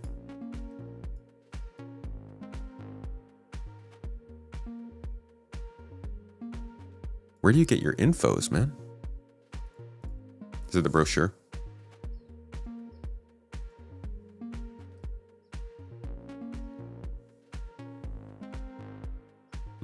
Remote turrets. Manual turrets. Cargo. Biggest change made in converting this to civilian was a complete overhaul of the lower decks to accommodate more varied payloads and small vehicles. Perseus Massive Cargo Bay has you covered planetside and beyond. Yeah, I'm not... Oh, here we go. Okay, Cargo Bay. 50 SCU with room for all manner of freight or rover-sized wheeled vehicles. Would there still be space for vehicles in there if they put rooms above it?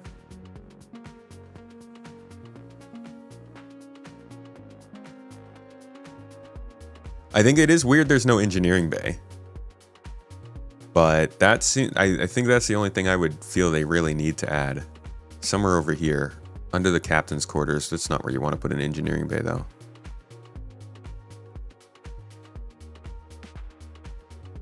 Who knows? Maybe this thing has grown a little bit. We haven't gotten any updates on this. I think the monthly report is coming out this week, so we might hear that it has grown in size and they've added an engineering bay, or that they've made some changes.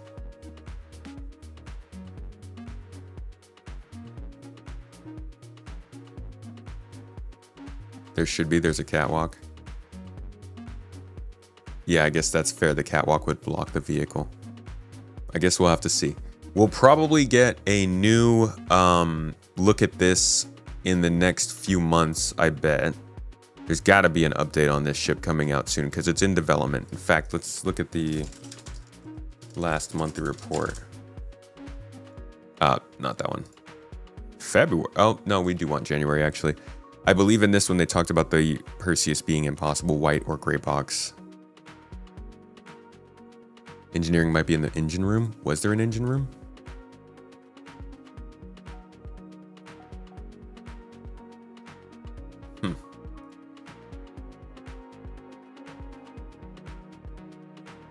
Okay. Come on now.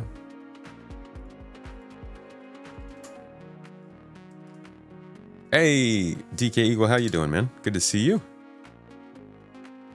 Hope you're having a good Monday, my friend. Why the heck is this not loading? This is what it was doing to me before, right? And I had to go and use like a different web browser.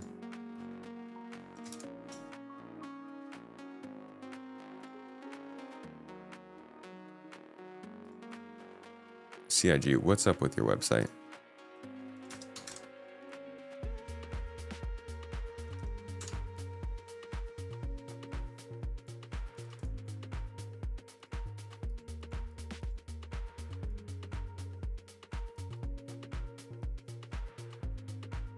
No, is it not working on here either? Dude, what is wrong with their website?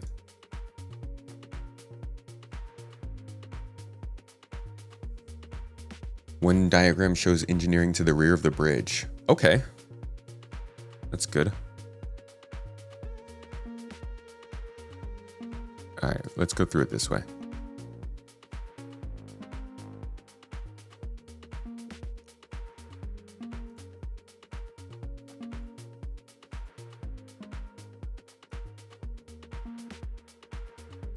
Yeah, I can't even make it come up. Okay, well, I guess we just can't use the website for this. They've talked about the Perseus though getting work, so I would think this is something that we'll at least get an update on in the next couple of months, but keep an eye out. Either way, next mid-sized combat ship coming to the game. Mid to large size, I guess. The Perseus.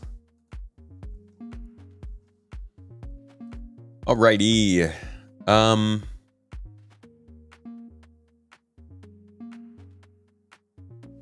Invictus is in May. It's not the website, it's my connection. Why is it just with that? Why does my connection block Star Citizen monthly reports?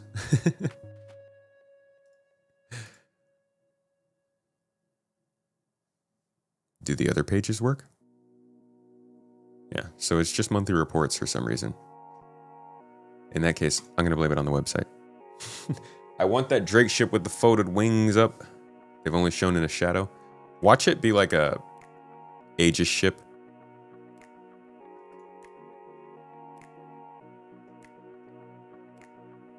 Jump Point, Misk content. First issue of 2025 looks into the Misk fortune, catches up on Safe Stanton, details the recent betrayal of the people of Pyro, and investigates arguably the best loved fighter in the verse, the Hornet. Oh, sounds like an interesting Jump Point.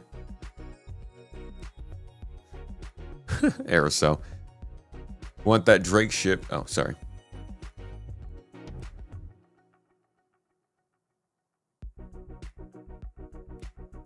Their web teams have been making server meshing for the last decade. Actually, I think those are two different teams. Yeah, so here's this catwalk you're talking about. I see. So you think it should just be a floor here. Yeah, why put a catwalk here? They just run out of space? They just don't need to add anything else? This is all weaponry stuff. Here's the cargo bay. Okay, it looks like there's a docking port on the side of the cargo bay.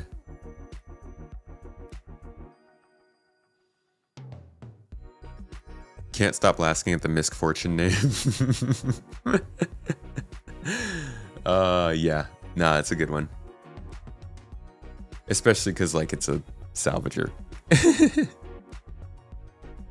It'd be so lovely if the mission team would focus on bringing in the missions we were shown in the 1.0 presentation rather than focusing their efforts on time-sensitive events. Well, they brought in the resource gathering mission, which was something they talked about, not at the 1.0 presentation, but shortly before it. I think in order to do the stuff that they're talking about for 1.0, that they need to build out the factions more. They need to get the guild system into the game.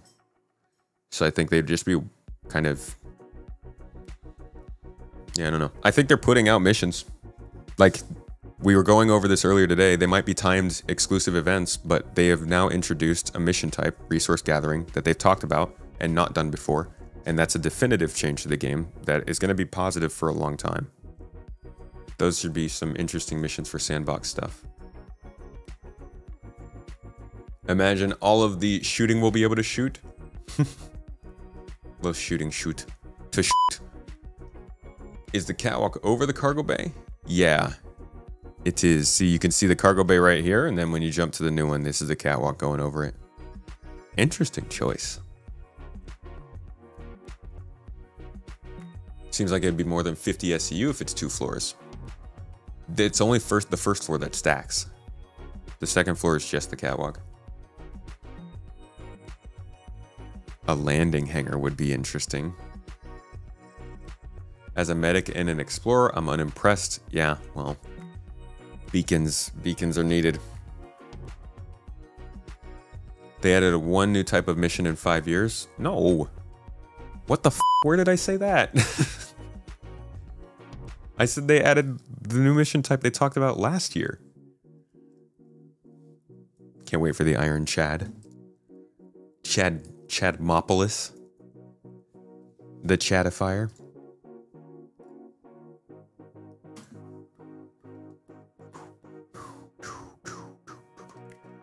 You said that?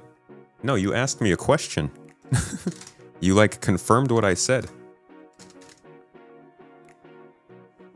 Or at least you took what I said and got a different conclusion from it and then asked about that.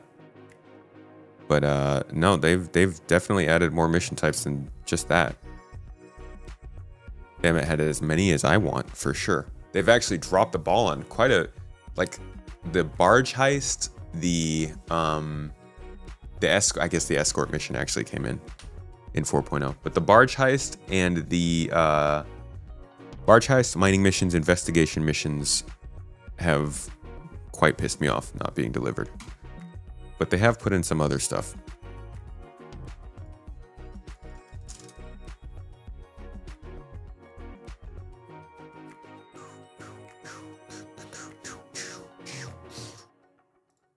Did they not release this on their own channel? Oh, they did. 890 jump is working again now. That's cool. Seems like a waste of space if you can't stack into the second floor. That's what Gumbo was saying. It was purely a rhetoric question mark. Well, I mean, you can understand why I can't see, like, you asked me a question about something that I had just finished talking about. That's how conversations go. Exploration's your main loop. Can't figure out how to do it without any actual mechanics for it. There's not really much to exploration right now if you're not, like, looking to try and go the extra mile, which is too much, I think, for most people. So yeah, there's not anything to do with exploration. Some people do explore, and if you, like, really, really want to do exploration, you can, like, if you're looking for that feeling, but there aren't features that are specifically pushing you into it. I can point you towards a couple of orcs who do some pretty cool exploration stuff. But yeah, they're missing the missions. What do y'all need on all this storage for in the Perseus? My guns? Bruh. When I'm pew-pewing so many pirates, I gotta carry more bullets with me, you know? You're excited to see what the star map thingy in the 400i actually does. Yeah, having a working holo globe would be great. 890 jump mission was fun. You never did it before the mission was lost because you just started playing regularly. I would really like if they updated that mission with something more. It's cool to board the ship, but we've got more systems in the game. I guess maybe they wait until engineering to do that. When do you think Star Citizen will ever hit a polish like a AAA game? Been following the game for years but never played. AAA game level polish is years away. That's what 1.0 is. And it's going to be a little while.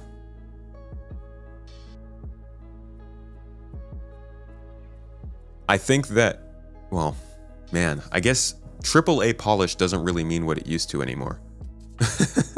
Because, I don't know about all of you, but I just got really excited for Civ 7, and then the game launched, and you can't even, there's not even f***ing labels for the, okay, yeah, actually, no, I've got a bone to pick with this. I'm getting a little freaking sick of AAA polish with their horse shit and their releases. I like Civ. I'm a huge freaking fan of Civ. I was all about Civ 7 coming out. And I'm still really excited about what gameplay they've put in there, what changes they've done. But it's such a trash release for the pinnacle of the genre that I am really struggling not to talk crap about it, man. And like to have that happen after the releases of last year. Not every release is bad. Thank God for good released games. But Toes. I'm getting sick of how AAA doesn't actually fit the role it's supposed to. Like you literally said, how long until this reaches a AAA release? God, a AAA release quality, and I can't. I'm like, they can't even hold their own on that anymore. It's so frustrating. But either way, in terms of not having glitches, maybe let's say a release like Kingdom Come Deliverance 2, Star Citizen's a while away. The thing that people miss when it comes to getting games into that level of quality is that can happen in months. Just because a game is broken for 6 years doesn't mean it won't actually be fixed when they turn to doing that. I have seen so many reports like this. I used to not really talk about this because I felt like it was kind of an excuse, but I keep seeing reports about this for various games that do come out, and they always are like, yeah, it was like last year, it wasn't really playing very much. It came together in the final year when we were fixing everything. So I wouldn't base how long you've been following Star Citizen, or I wouldn't base what you expect it to be a polished experience on how long you've been following it. It's not a linear path, but it definitely won't be until they're getting closer to Star Citizen 1.0.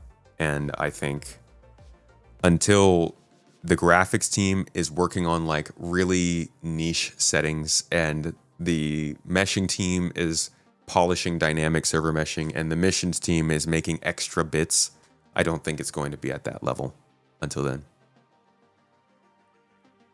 That's my long, ranty way of answering the question. Can you salvage that 890 after the mission? I don't see why not.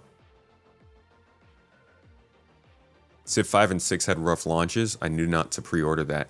Dude, no. This is worse than Civ 6. Like, you know how in Civilization you can press your scout to auto-explore because you have multiple scouts all over the place in the beginning of the game? You can't do that. Or even better, you know how in Civilization, when you want to pick a certain type of map to play on, they tell you what map you're playing on with a description? There are no descriptions, okay? If you wanted to play on a map called Snow Cherry Fractal Map, it wouldn't tell you what that means. You'd have to go up online and look it up. And what does that remind me of? Oh yeah, Star Citizen! Don't do this, Firaxis, okay? You're AAA. My friend told me yesterday that the maps don't even randomize. The actual terrain of the maps is the same. I don't know if that's true. But looking at the different ways there have been holes in that launch, I kind of believe it. And I'm just... AAA is like, it's good stuff, you know? It's supposed to be. Based on the last 2 years of SC is basically already AAA release ready. What? if you go off the worst AAA releases.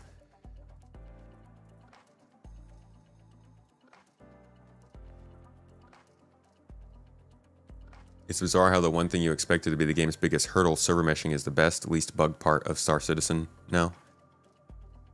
I mean, the folks that were on that team were working, they've been working. That's right, I actually, crap, yeah. The game still has many bugs, yes. Yes, it does. The 890 disappears, Technochris? Dude, that's so disappointing. 6 years for a game to be broken is totally unacceptable. Other MMO devs pump out major features packed DLCs per year. 6 years for a game to be broken is totally unacceptable. Did you miss the whole AAA conversation we were just having? Man, I agree. Why was Civ 6 in development for more than 6 years and it released broken? Why was Starfield in development for so long and it was released? Why was Cyberpunk released for so... Dude, I could go down a freaking list. It is unacceptable, but it's annoying because the whole game industry has made it acceptable. Like... I know I sound old, but you guys remember when we got discs? Discs! Hey, Fox, thank you for the sub, man. What month do you think Squadron 42 will drop in? A month that ends in Burr. Watch, it's gonna like release in July now. Starfield wasn't broken, it was just disappointing for many people. I mean, there weren't maps in the game. Like it was missing basic features. Now, it worked, but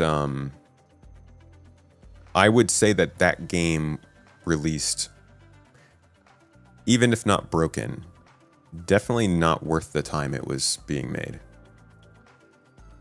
And I don't think I have the right to state that because I'm not a game developer and I can't say what should or should not be done in that amount of time, but knowing Bethesda's work previously, I think that was a pretty heavy-handed message of how the industry is at the moment. Compact or floppy? Dude, I'm talking about that straight up compact disc, man. You think I'm from the floppy era? No, I got a couple floppies here and there. I shouldn't say that on camera. Yeah, I got a few floppies. Let me tell you. Anyone who brings up AAA as a comparison should be reminded of Skull and Bones. No, see, now that's quadruple A, though. That's a different conversation. Julyber. It's coming out in July. Think you've only ever had one crash in Starfield. Yeah, that's not bad. Honestly, as far as like game stability goes, Starfield did okay. But it was... I'm somebody who was really rooting for Starfield too. I had one of my best videos I think I've ever made for a game that wasn't Star Citizen was my hype video for Starfield. And I think Starfield actually did a good job on its own of waking people up to what space games could be. It was just not in the way I anticipated. I thought it was going to be the example to everybody of how cool space games can be. But what it had a stronger, I think, effect of showing people that space games are hard to make, but can be done well. Because now we see all these other games, like Jump Ship we're about to look at, that are coming out and kind of being like, hey, the things that you wanted from that game, we can do. That's still possible. You had 0 crashes in Starfield? I don't think I ever had a crash in Starfield. I just had places where I had to like go back and redo a quest or something. Or weird NPCs that would look at me out of the side of their eyes while I walked past. They're like really weird. I'm still up. I'm still bullish for the future of Starfield as a series because I think that they did plan that on being one of the big series for Xbox going forward, but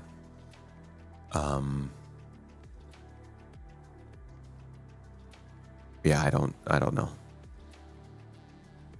You had 0 weird NPCs in Starfield. I mean, it's always possible you didn't see them. That's fine. But they're there. It's part of the game. The NPCs look at you. I just think it's weird. I thought Starfield looked good and still do. It's not SC, but it's more cool space game than we'd had for a while. Definitely the case there. Yeah. It's a breath of fresh air that that part of the industry is putting out space games. Do loading screens count as crashes?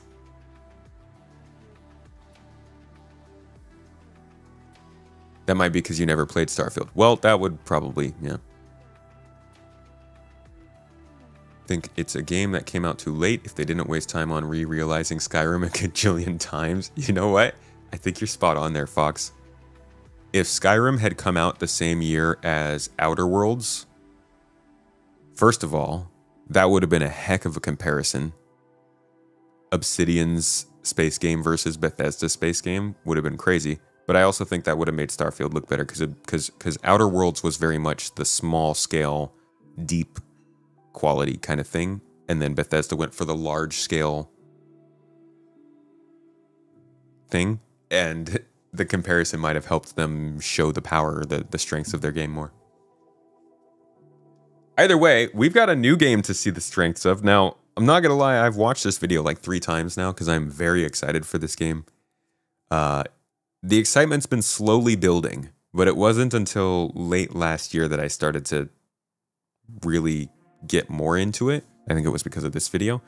And even this video, I don't think gives the best look at what this game really offers, but their new video, you can even tell from just the view count. This sells Jump Ship. I showed this to people who aren't even interested in space games, and they're like, I will play this. Tell me when it comes out. So I've already applied for the closed beta on this. I'm hoping to get into this at some point this year. I mean, it's coming out this year, so I guess we'll be getting into it at some point, but we will have a channel for this on the server for sure. We're going to be playing this in the garden. I will be playing this likely on stream, and I'm going to be covering this pretty regularly, I think, throughout the year. So I'll have a video for this on the main channel, but for now, I wanted to show you guys the full gameplay that they released. It shows... It's really cool. Let's just jump straight into it. You're interested in space games and don't want to play this. Cool. You're a unique human. I detect a jamming signal emanating in the area. This is called Jump Ship. Ship. Until it's been taken offline. I'm checking the sensors. So it's 4-player. All right. PvE. There's no encountering other players. It's kind of open segment, so it's not completely open world. You jump into different segments and complete missions. There are a lot of games that play like this. I think it looks like a mix of Deep Rock Galactic and Sea of Thieves to me. Okay, surprise. Spoke too soon, man. They found it. Okay, I'm on fire duty. I think we have fire on the outside. Yeah, okay. I'll get the inside, you get the outside. Yeah, they're coming back around. Pizza. Yep. A little bit of Void Crew in there, yeah. So you can already see, like, you've got 4 people. 1 person's flying, 1 person's on turrets. And then the 2 other people have choices of running around, fixing the game, or fixing the ship, doing different stuff. But I like that even fixing the ship is not just pressing buttons. There's some level of thing. Back around. Yep. When he comes over to this engineering panel thingy. Oh, ships flying everywhere.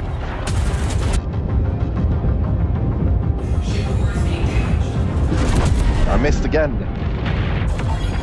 Oh. Put me in charge of the gun. Thrusters. I'm taking care of that. Cool. Nice, thank you. Appreciate it. There we go, yeah. So you can see that some parts of the ship get damaged. And it's not just pressing the button. You have to do a little bit of a puzzle to fix it. Okay, that is pressing a button. It's just a little bit of variety in there. Nice, good job, guys. Nice. All right. Everything seems to be in order on the ship, right? No fires? Yeah, we took care of it. We're good. No, Void Crew has been out for a while. Use some holler, maybe. I'll fix some. Crafting it right now. We took some damage.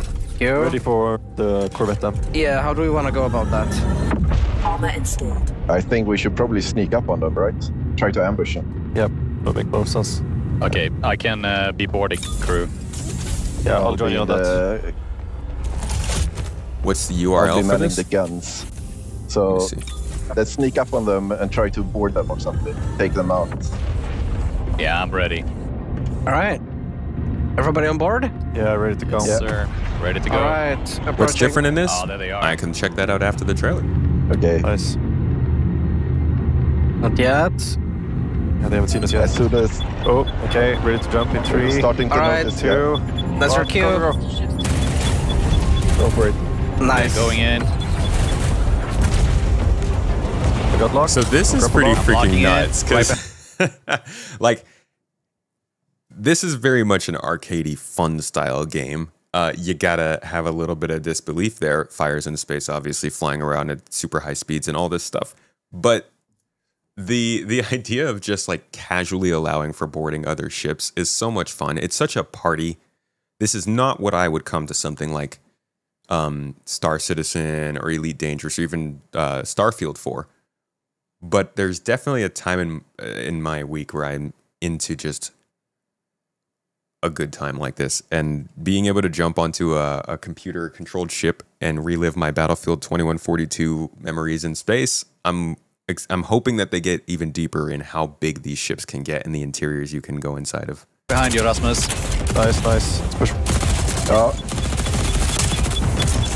We got some damage on the ship here. I'm on fire duty. Yes, JD, I don't know what the fuck Void Crew is specifically. Of course I have to look it up to compare. Dude, holy shit, YouTube. Yeah, it's like mild resistance on the Corvette. We're working all the way through. We got radiation on the ship. Enemies. I'll open up the weak points. We can blow this thing up. Oh, wow. Okay, weak point open. Oh, we're taking a lot of damage. Okay, I'm repairing the core. Nice, got Oh, so you can just straight up get on board to blow the ship up. Down. It's just another way to combat other ships. That's nice. The target lock on a fight there. That was close. Okay. It's good we installed those coming in. Watch out. hull armor. Yeah. We got some fires going on the ship here. Yeah, I can see that. Soft landing. I just arrived at the wall of fire. Ow. Ow. I'll take care of the... Oh, there's one more. Oh. One more enemy ship. I thought we were safe. He's shooting at us. I'm standing in the middle of the fire. Helping out. All right, now we're good. Nice. That should be fine. That was kind of dangerous. We were walking outside on the ship when that happened. No, I felt perfectly fine on our end. That's good. Okay. All right, here's the loot, boys. Nice. Empty collectors to retrieve it. So what I can't figure out here is if they have timers on these sections, Keep an eye on it. or if what's about to happen is a random event. But I guess this is just your loot segment of the mission you run. Grab it and set it. That's a material. That's good. Oh, solar flare. Solar flare. Oh my god. Back. Okay. Go back. Okay. I'm leaving the weapons here. Let's get out. Come on, boys.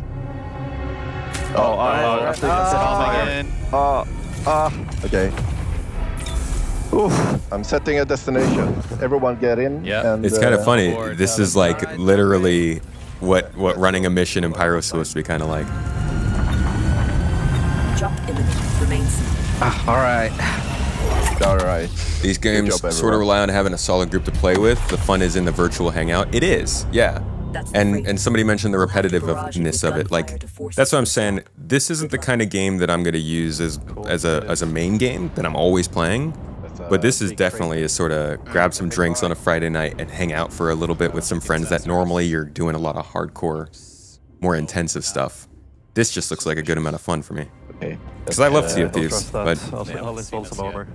not exactly a pirate. Okay, good. Armor installed. Let's do this. Yeah, Alright. armor is installed. Firing. Let's go, guys.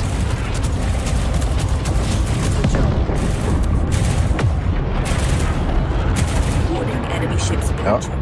But remember, disabling the freighter is our priority. Oh, here they come. Here they come. A lot of them too. I'm on the radiator. Block your fire in the cockpit. Yeah, fire on the bridge. Okay, rocket's coming. Nice. Oh, firing it. Oh, fire somewhere. I think there is fire downstairs. It's down in the bar. Help. The freighter is slowing down. Board the ship and find Oh, the did we do cargo. it? Yeah, we did it. The flight combat's Me too. it's pretty basic.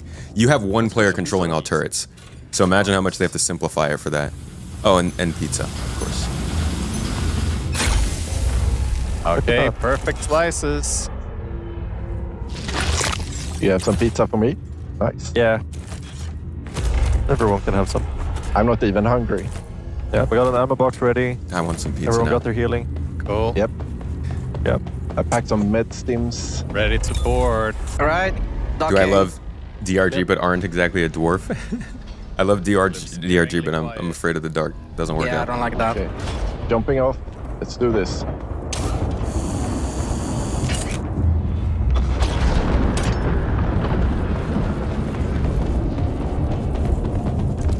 Okay. Yeah, the enemy's here. Clear. Oh. Ammo crates. Nice. I'll place one down here then. Nice. I'll be fine. My thing with this is that even though it's a pretty simple mission, they're basically just landing at a place and bringing in some and getting some loot. It's the mechanics and the way they combine that I think make games interesting. It's the same story with Star Citizen. The fact that you can land your ship and get people out you need somebody to carry cargo while you carry your guns.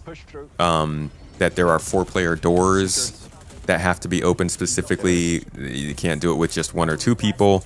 Like, there are a lot of combinations of little things I think look like they're going to make this game a lot of fun, but jury is out because the contracts are going to be fairly straightforward like this. Yep, right behind you. This is just PvE.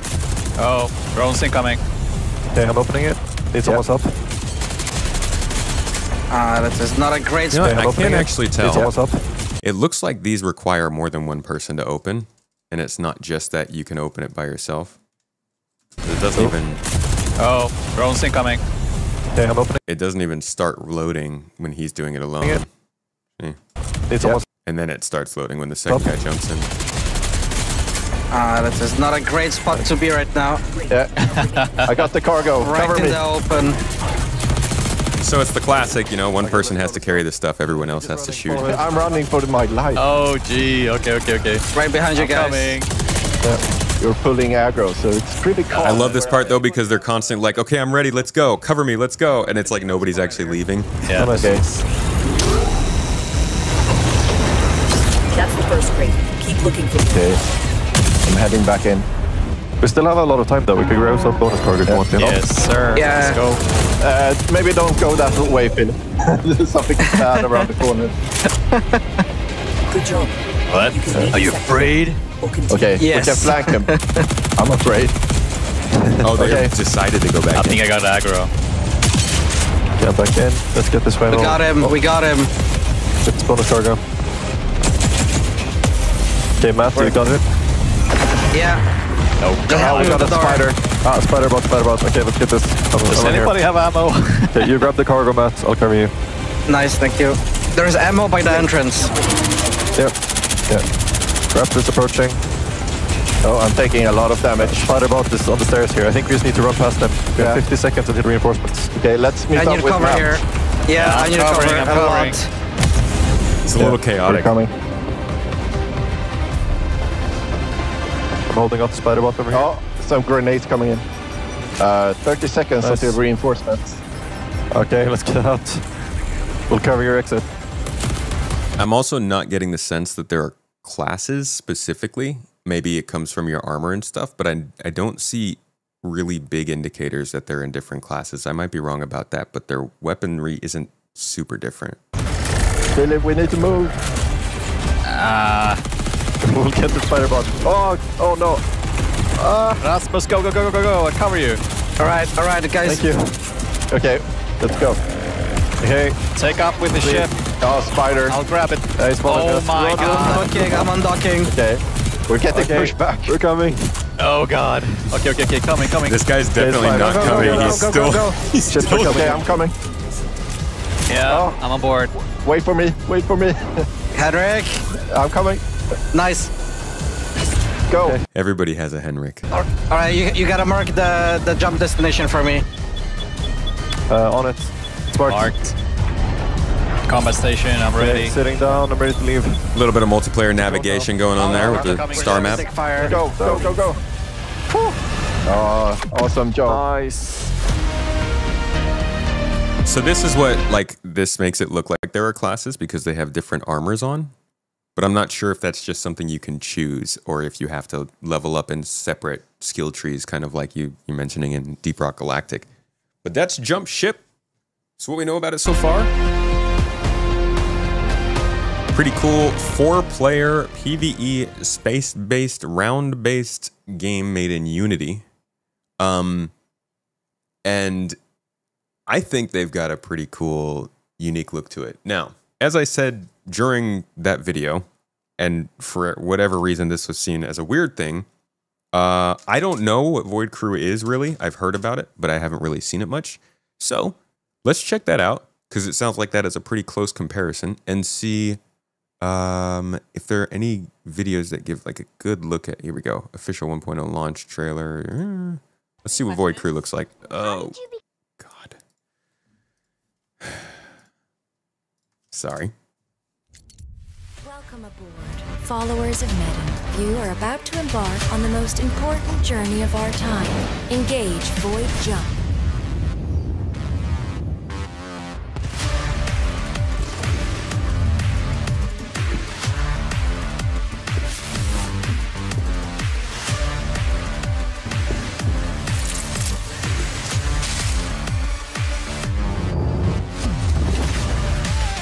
Tractor beams.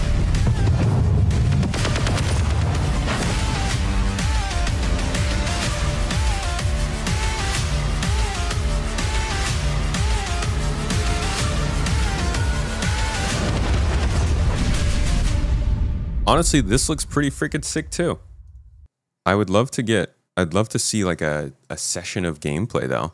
So it looks like it's mostly the same premise, but they did not focus on how the gameplay is provided. Is Void Crew open world? Is it like you fly anywhere?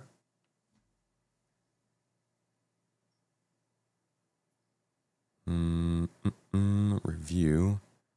I love it when these companies just put out like compact gameplay to check out. More hype and less details than we got with the last one. Well, I mean, it was a teaser trailer mainly. So I want to try and find something. Here's some gameplay somebody posted. Mission-based roguelike, so it goes back-to-back missions, but highly moddable. Okay. Yeah, I'd be willing to try this one out. This looks sick, too.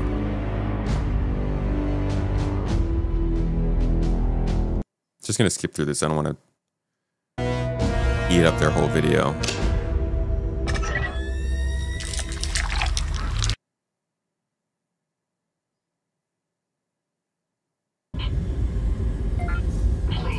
Out of the sarcograph and verify that you are in control of all your limbs. Motor skills intact. Frayed silver thread resulting in partial soul transfer. Tabula rasa protocol engaged. Damn, GPU is working. Time is of the essence. UAC types are usually pretty good at following orders, so listen close and do what I say. Now pick me up. Yeah, this seems like some like, I mean, this seems fairly narrative based. Bring me to the central computer and insert me in the cradle. I'm not huge on the graphics. I actually like the other graphics a little bit more. But I do appreciate these have a little bit more of a photorealistic The ship's look to helm and it. the engine are currently inaccessible due to low oxygen levels. Is that a fetus? You'll need to activate the life support system to replenish oxygen aboard the ship. Okay. Power from the Yeah, ship's so this power is... All Metum ships come equipped with a basic life support system. It will slowly restore the ship's atmosphere, as long as you don't leave the airlock open. With the ship's atmosphere restored, we should probably do something about your mortal form. Your structural integrity is marginal, likely a sarcograph malfunction. Girl, what or the maybe the stored biomass. That's so rude. Sarcograph bay. Alright, They're so this is basically just having you run through ship systems. benediction cannon. Put your ship together, I'm guessing. Wow, there's a lot of detail here. Dude, this might be more up my alley than jump ship, to be honest. Our initial task was a reconnaissance mission. Metem scouts marked a debris field with a nav buoy. We need to scan the field for anything of value. Unscanned signatures need to be identified through ship proximity. Homunculus? Make Yeah, your way I to the could bridge. definitely tell this is a tutorial.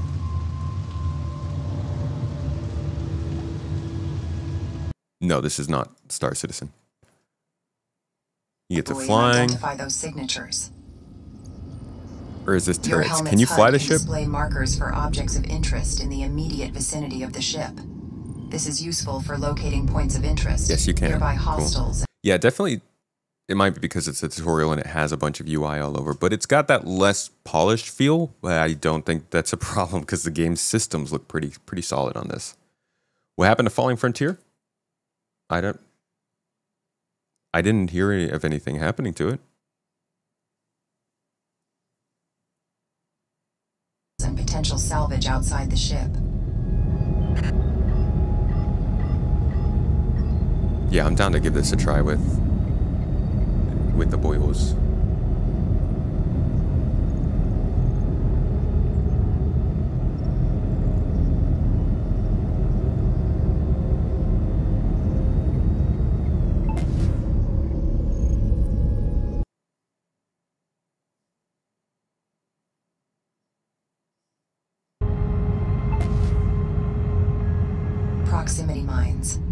The Hollow probably left these near the nav buoy as a trap for anyone seeking valuable salvage. Use the benediction cannon to shoot the mines. Be mindful that you might need to move the ship. How big to is get a this proper game? Shooting angle. Like, this reminds me of X4. Is this as big as X4?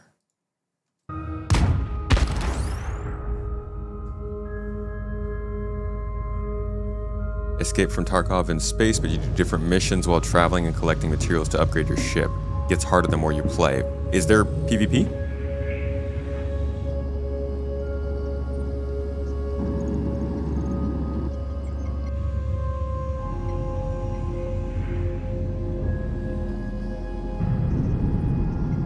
No PvP. Okay.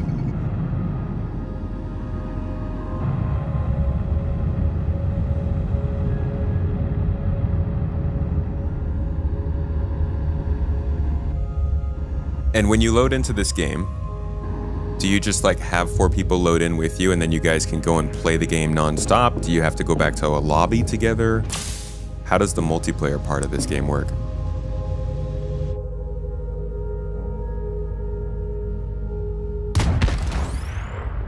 With the mines dealt with, we should get back to Medem Command.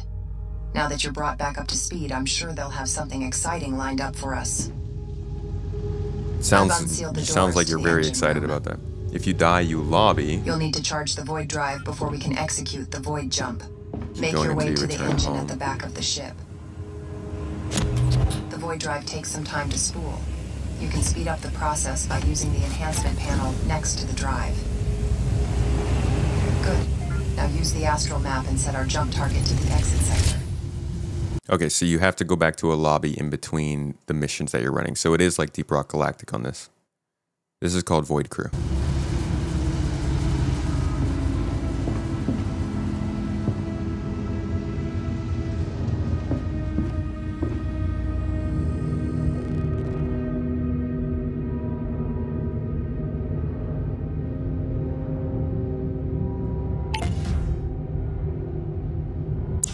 Finally, pull the void jump lever from the helm. Yeah, so so Jump Ship is actually, I think Jump Ship looks like it's trying to aim to be a little bit more of a casual experience than this.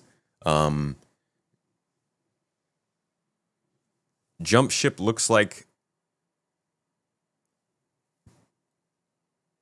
Jump Ship is to this what like maybe I don't even know what a comparison would be.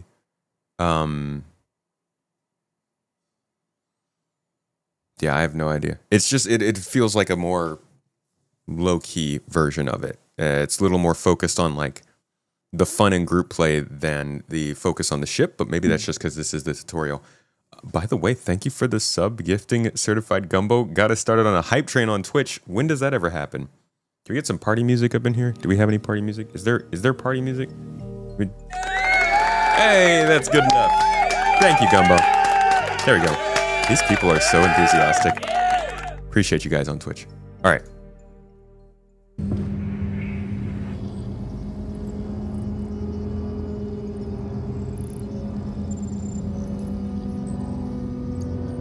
You know your boys would play Jump Ship, but this is too much brain power for them. Yeah, there's something to be said about what thread work initialized. What kind of vibe you're going for. Consciousness to Medem Command.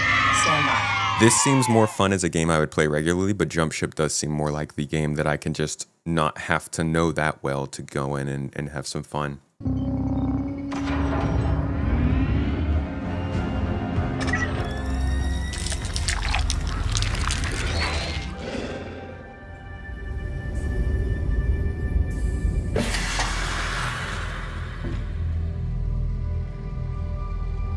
Alright, well that's Void Crew. I think there's a solid choice to be made between Jump Ship and Void Crew. It looks like they're aiming to offer similar experiences at different kinds of scales. Thank you, Saiku1, for this lovely gameplay video we were able to watch to get a look at this. I look forward to trying both these games. I do think that Jump Ship is looking more like the one I'll stick with longer term. But they still both do look pretty fun.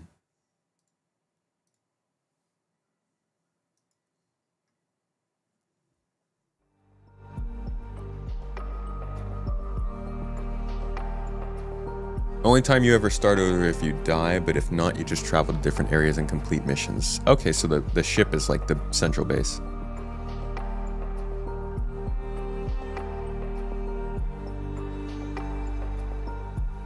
Today, this weekend, Star Citizen is out.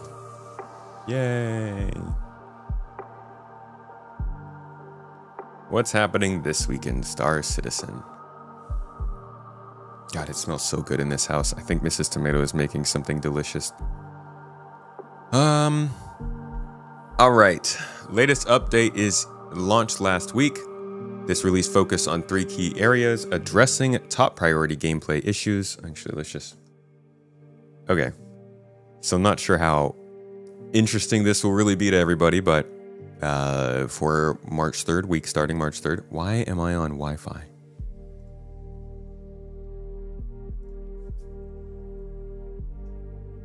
I don't like that. Why am I on Wi-Fi? That's weird. The latest update launched last week, bringing a wealth of improvements. This release focused on 3 key areas: top priority gameplay issues, connectivity and stability, and expanding the narrative with the supplier die event. We saw this already. We've been reading about this quite a bit over the last couple of weeks. As part of this update, you can now align with either Citizens for Prosperity or Headhunters, each offering distinct combat and non-combat activities to shape their experience. We also talked about this, probably in a video coming out later this week on Space Tomato 2. This is their launch of hostility via reputation that we've been waiting for. They're just tying it into some narrative to make it a little more interesting, but this is the real big piece of Q1 2025, in my opinion. Reputation is finally starting to matter with factions.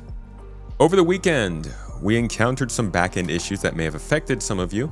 While the team quickly deployed a fix, followed by a maintenance to clean things up, further investigation and additional updates are ongoing. Trying to be more updated about how the game is running. They're making, breakfast quiche. Oh, that sounds delicious. Seen those ship videos of having crew capacity of 75. Does the game actually support that? People play right now with like 70 to 80 people in their ship? No.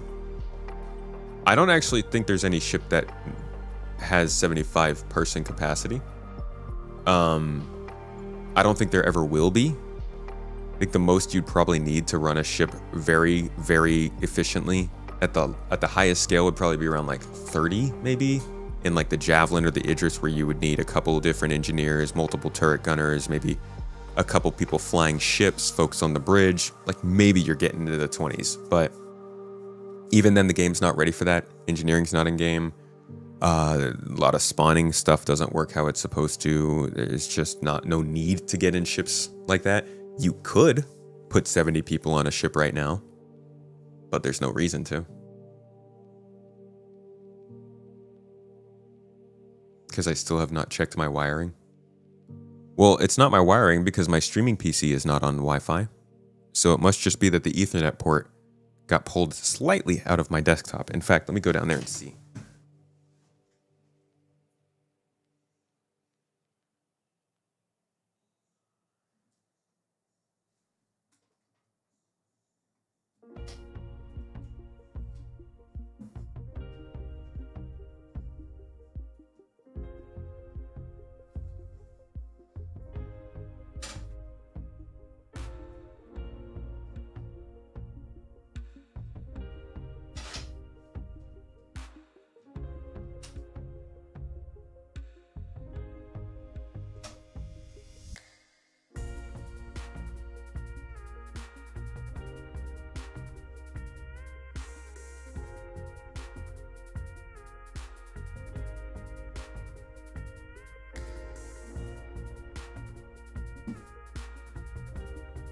Okay.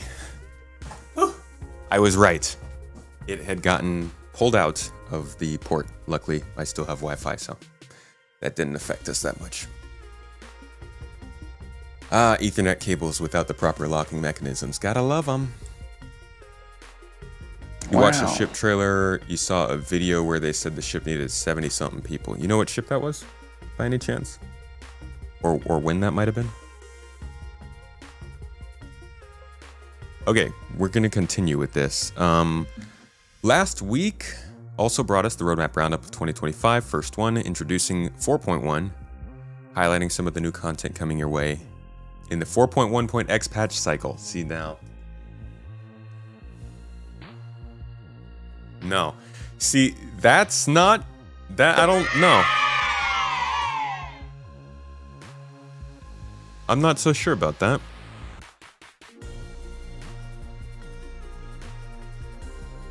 So if they are going to... Okay, yeah. So they're not actually going to have specific columns for these smaller updates. They're just going to throw them all in here. Dude, that completely changes things. So this isn't the 4.1 update. This is 4.1.x. These are things that we might see in April, May, June, possibly even July if they go further past that. This is not just what's coming in April. Hi. I don't know if they even said that on the previous roadmap roundup. I think they just said that this is the 4.1. Oh, they haven't even updated the roadmap roundup.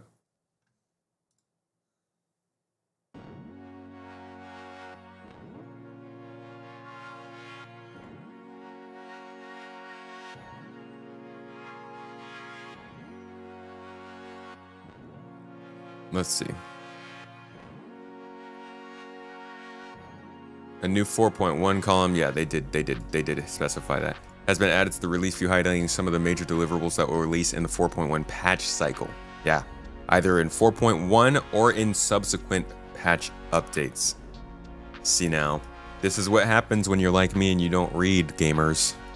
I should have known this. It wouldn't have been a surprise in this week's Star Citizen.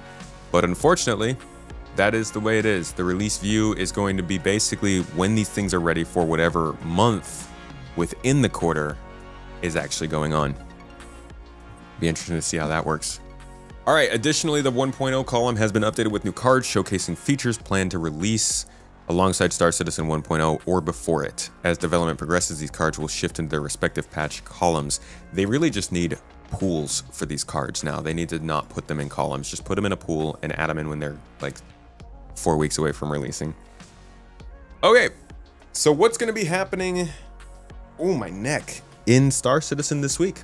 On Tuesday, the subscriber comm link and the latest subscriber newsletter is coming out. On Wednesday, the monthly report is coming out. This is going to be, I know I say this every month, but this should have some good insight into what's been going on. Because, well, yeah, we'll just wait till it comes by and then have a good old talk about that, probably on Friday, I guess. Wednesday. I wish this stuff released a little bit earlier in the day so I could cover it during the stream. Maybe we'll do a later stream on Wednesday. Just to make sure. That was a weird change for the music. Just to make sure that we cover it right when it happens. Are we getting a new PTU this month? Maybe. Maybe. If 4.1 needs to be made. All right. Additionally, the team is gearing up to release a ship owner's guide covering components, power, and signatures, offering valuable insights for pilots looking to optimize their ships.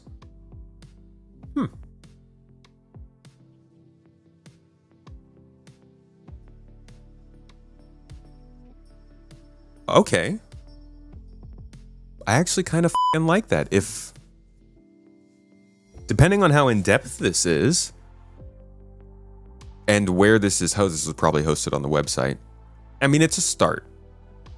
This should be something that's on the Galactopedia that you can like look up based on the items that you're seeing in game, but it's a start. Making a guide to the components and their statistics means that they're at least trying to dial something in for more long term, something that we can reliably look at and understand. It's how, like, this is how it'll affect my ship. This could start to encourage more ship customization, but I think really it's not going to take off until people are sure they're not just going to lose their components when their ship blows up for no reason in the hangar. That being said, I think having a guide to how you can customize your ship is pretty solid. How does that work? I can take the coolers completely off my ship with no effect. Well, the coolers don't matter right now. It's actually advised you take them out because I think they use less power. But this would be more for things like your power supply, your shield generators, your quantum drive, the components that have effects right now. All right, the Bar Citizen World Tour also continues in 2025 with members of our teams visiting your local events with various goodies and loot in tow. So expect a comm link to share some of the initially planned locations. Yo, if there's no SitCon this year, keep an eye out for the garden. Customizing ships requires LTP working, which doesn't yet. I know. People customize their ships in the game. You can like take, we just did that the other day in game. You can take components and weapons off and put them on and they'll stay when you log in again.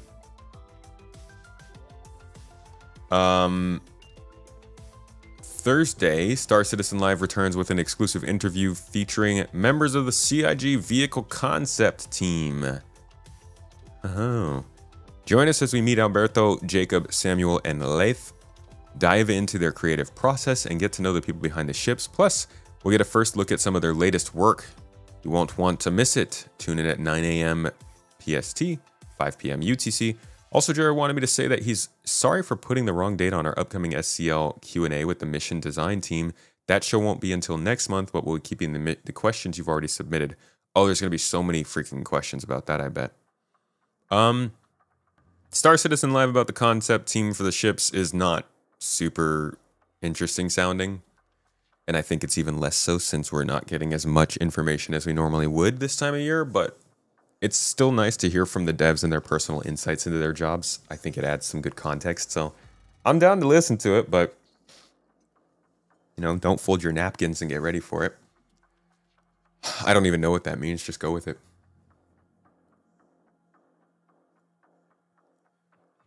There's a chance there will be no SitCon this year? No. I mean, people are starting to ask questions because they haven't talked about it. I think we knew there would be a CitizenCon by this time. No, we knew where it would be by this time last year.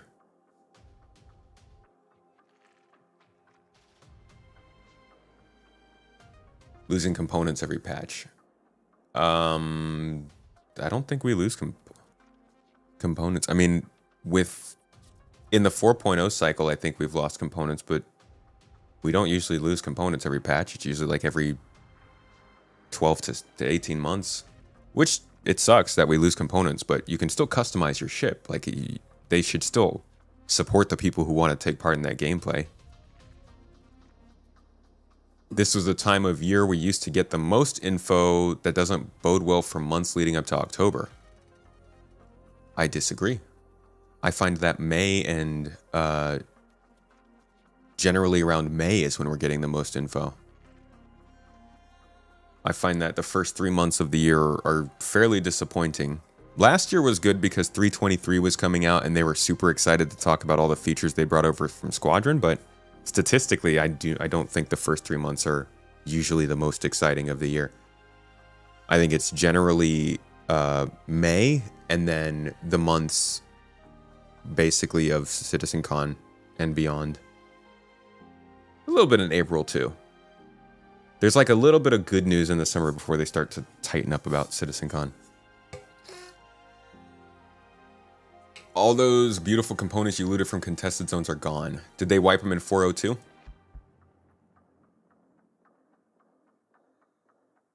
Yeah, we knew it was going to be in Manchester because me and Mrs. Tomato had to make the call of if we would be able to go or not.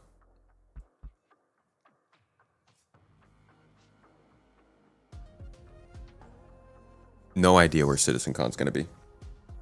They haven't said a single word about it. They haven't said anything about it. Which, you know, let's go back. Let's do a little retrospective real quick and see what they were saying about CitizenCon this time last year, because I'm pretty sure it was showing up in the community tab. Apparently won't happen again. I'm sure we'll get another wipe at some point, a couple more wipes. Like,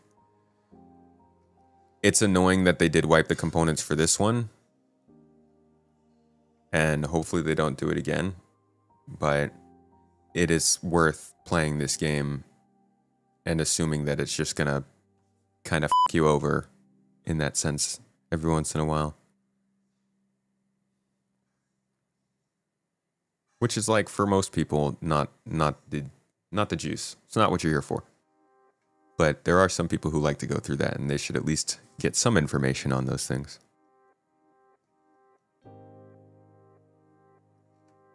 Okay, so that was March. March 18th. Roadmap Roundup, March 6th. This Week in Star Citizen, March 4th. So it's the 3rd, so this would have been this week. Let's see.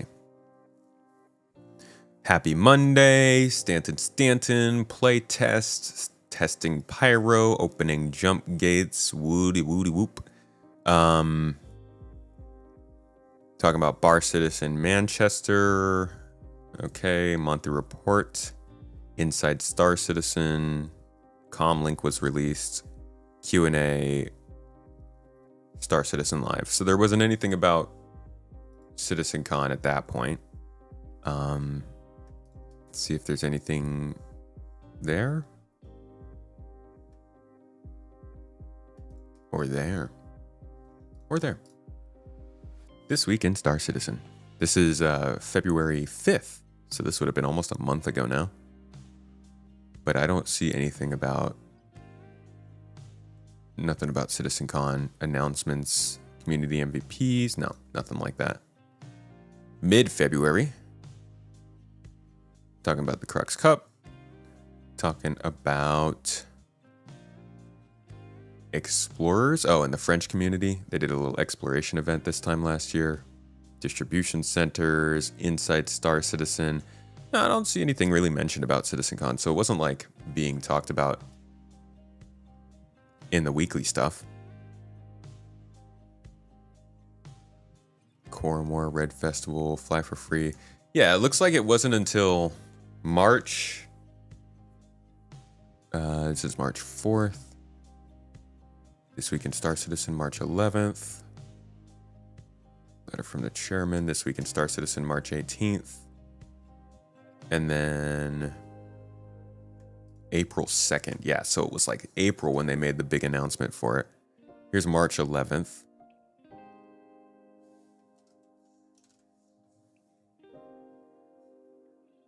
No, I don't see anything about it here. GII has a good time at CitizenCons. Yeah, we had fun, man.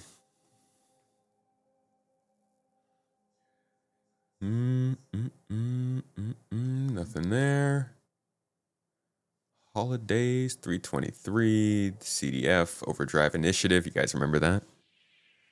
Thursday, a deluge of info about CitizenCon in Manchester. So that was, yeah, this was April. I don't know if they had said anything officially about it before this. We had to have known, though. We knew it was in Manchester. I don't know how we knew. But there wasn't a lot of official messaging, so can't say too much about it yet. No, maybe they're just a little behind. We don't have the financial information either. It feels like, as far as that sort of messaging goes, they're quite a bit behind in general this year. Squadron's just Star Citizen with campaign. Think that's going to be your entry from your first Star Citizen experience. It's actually going to be a lot more of a like polished and curated experience than Star Citizen. But it also won't have all that gameplay. It's just going to be focused on combat. It was a tweet? Was it a tweet? Okay. That might explain it. How you doing, Techna? Good to see you, man. You'd rather them not spend time on CitCon and do a launch date for Squadron and ramp up the marketing for that. This would be marketing for Squadron. If they have a CitizenCon this year, have no doubt it's going to be mainly focused on marketing Squadron 42.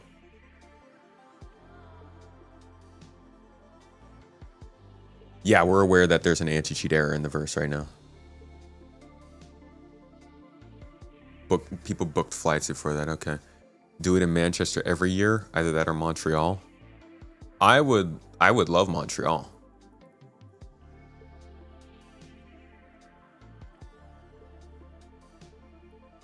Just got kicked out of the game because of the cheat bug, yeah. Oh, it was in Star Citizen Live. Okay, so that might explain it. In 2024, CIG was very much turning up the knob on hype. They wanted to talk about this stuff so bad. They were so proud coming off of CitizenCon 2023. This year is almost the opposite. They're very, very, very much trying to not hype anything up. Like they're talking about some things and they're still giving us news drops and stuff, but it's not the same sort of trying to build up excitement and make us think that it's going to be the best thing there is. It's mostly just like, hey, we want to fix the game. Here's what we're going to do. And we're working on that. And I'm not going to say they're making the most progress people want to see, but compared to last year, I would understand why we haven't heard about CitizenCon yet this year.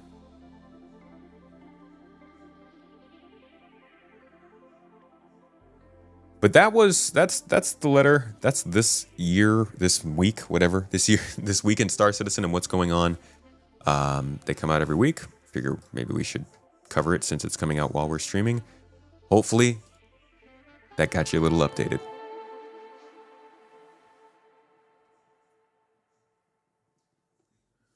Anti-cheat software is almost always horrible. It's inherent in the design specs. Yeah, but I also don't like cheating. So we got to figure that out. All right, everybody. I'm going to wrap it up for today. That's about what I had to go through. We talked about let's see. Where were my... Oh. Yeah, we talked about Star Citizen's current strategy stuff, kind of the events going on, the narrative. It was a follow-up to the podcast. That's really why I wanted to go over that. The podcast is generating a lot of good comment, information, or conversation, and people seem to have a lot of opinions about how these events are running, how they should run, how Star Citizen is doing with its like bug fixing versus content, and having dropped a lot of the feature stuff. Just in general, I think it's an interesting look because it is so much different than you would normally find in a game. And they're sort of in uncharted territory, at least for themselves right now. We'll see how it goes, but I wanted to cover that. Hope you enjoyed that. Got to check out Jump Ship, a little bit of Void Crew, and the Perseus. Thank you, everybody, for joining me for this one. And I will see you on Wednesday. Probably going to play the game, because I actually do want to try out these events. They sound pretty good. People are having fun. Maybe we'll jump in with the Oregon. We'll do some group play, make some good money, and have some good fun on Wednesday. Either way, though, I'll be back with you then, as well as on Friday, with the same old stuff. And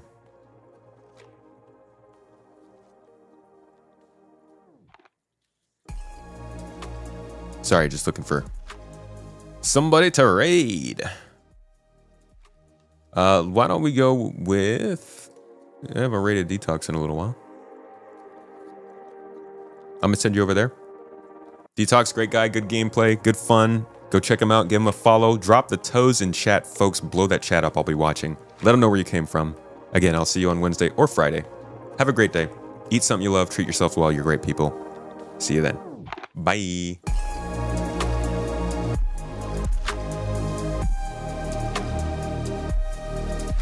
Ooh, cooking stream on Wednesday too. Yeah.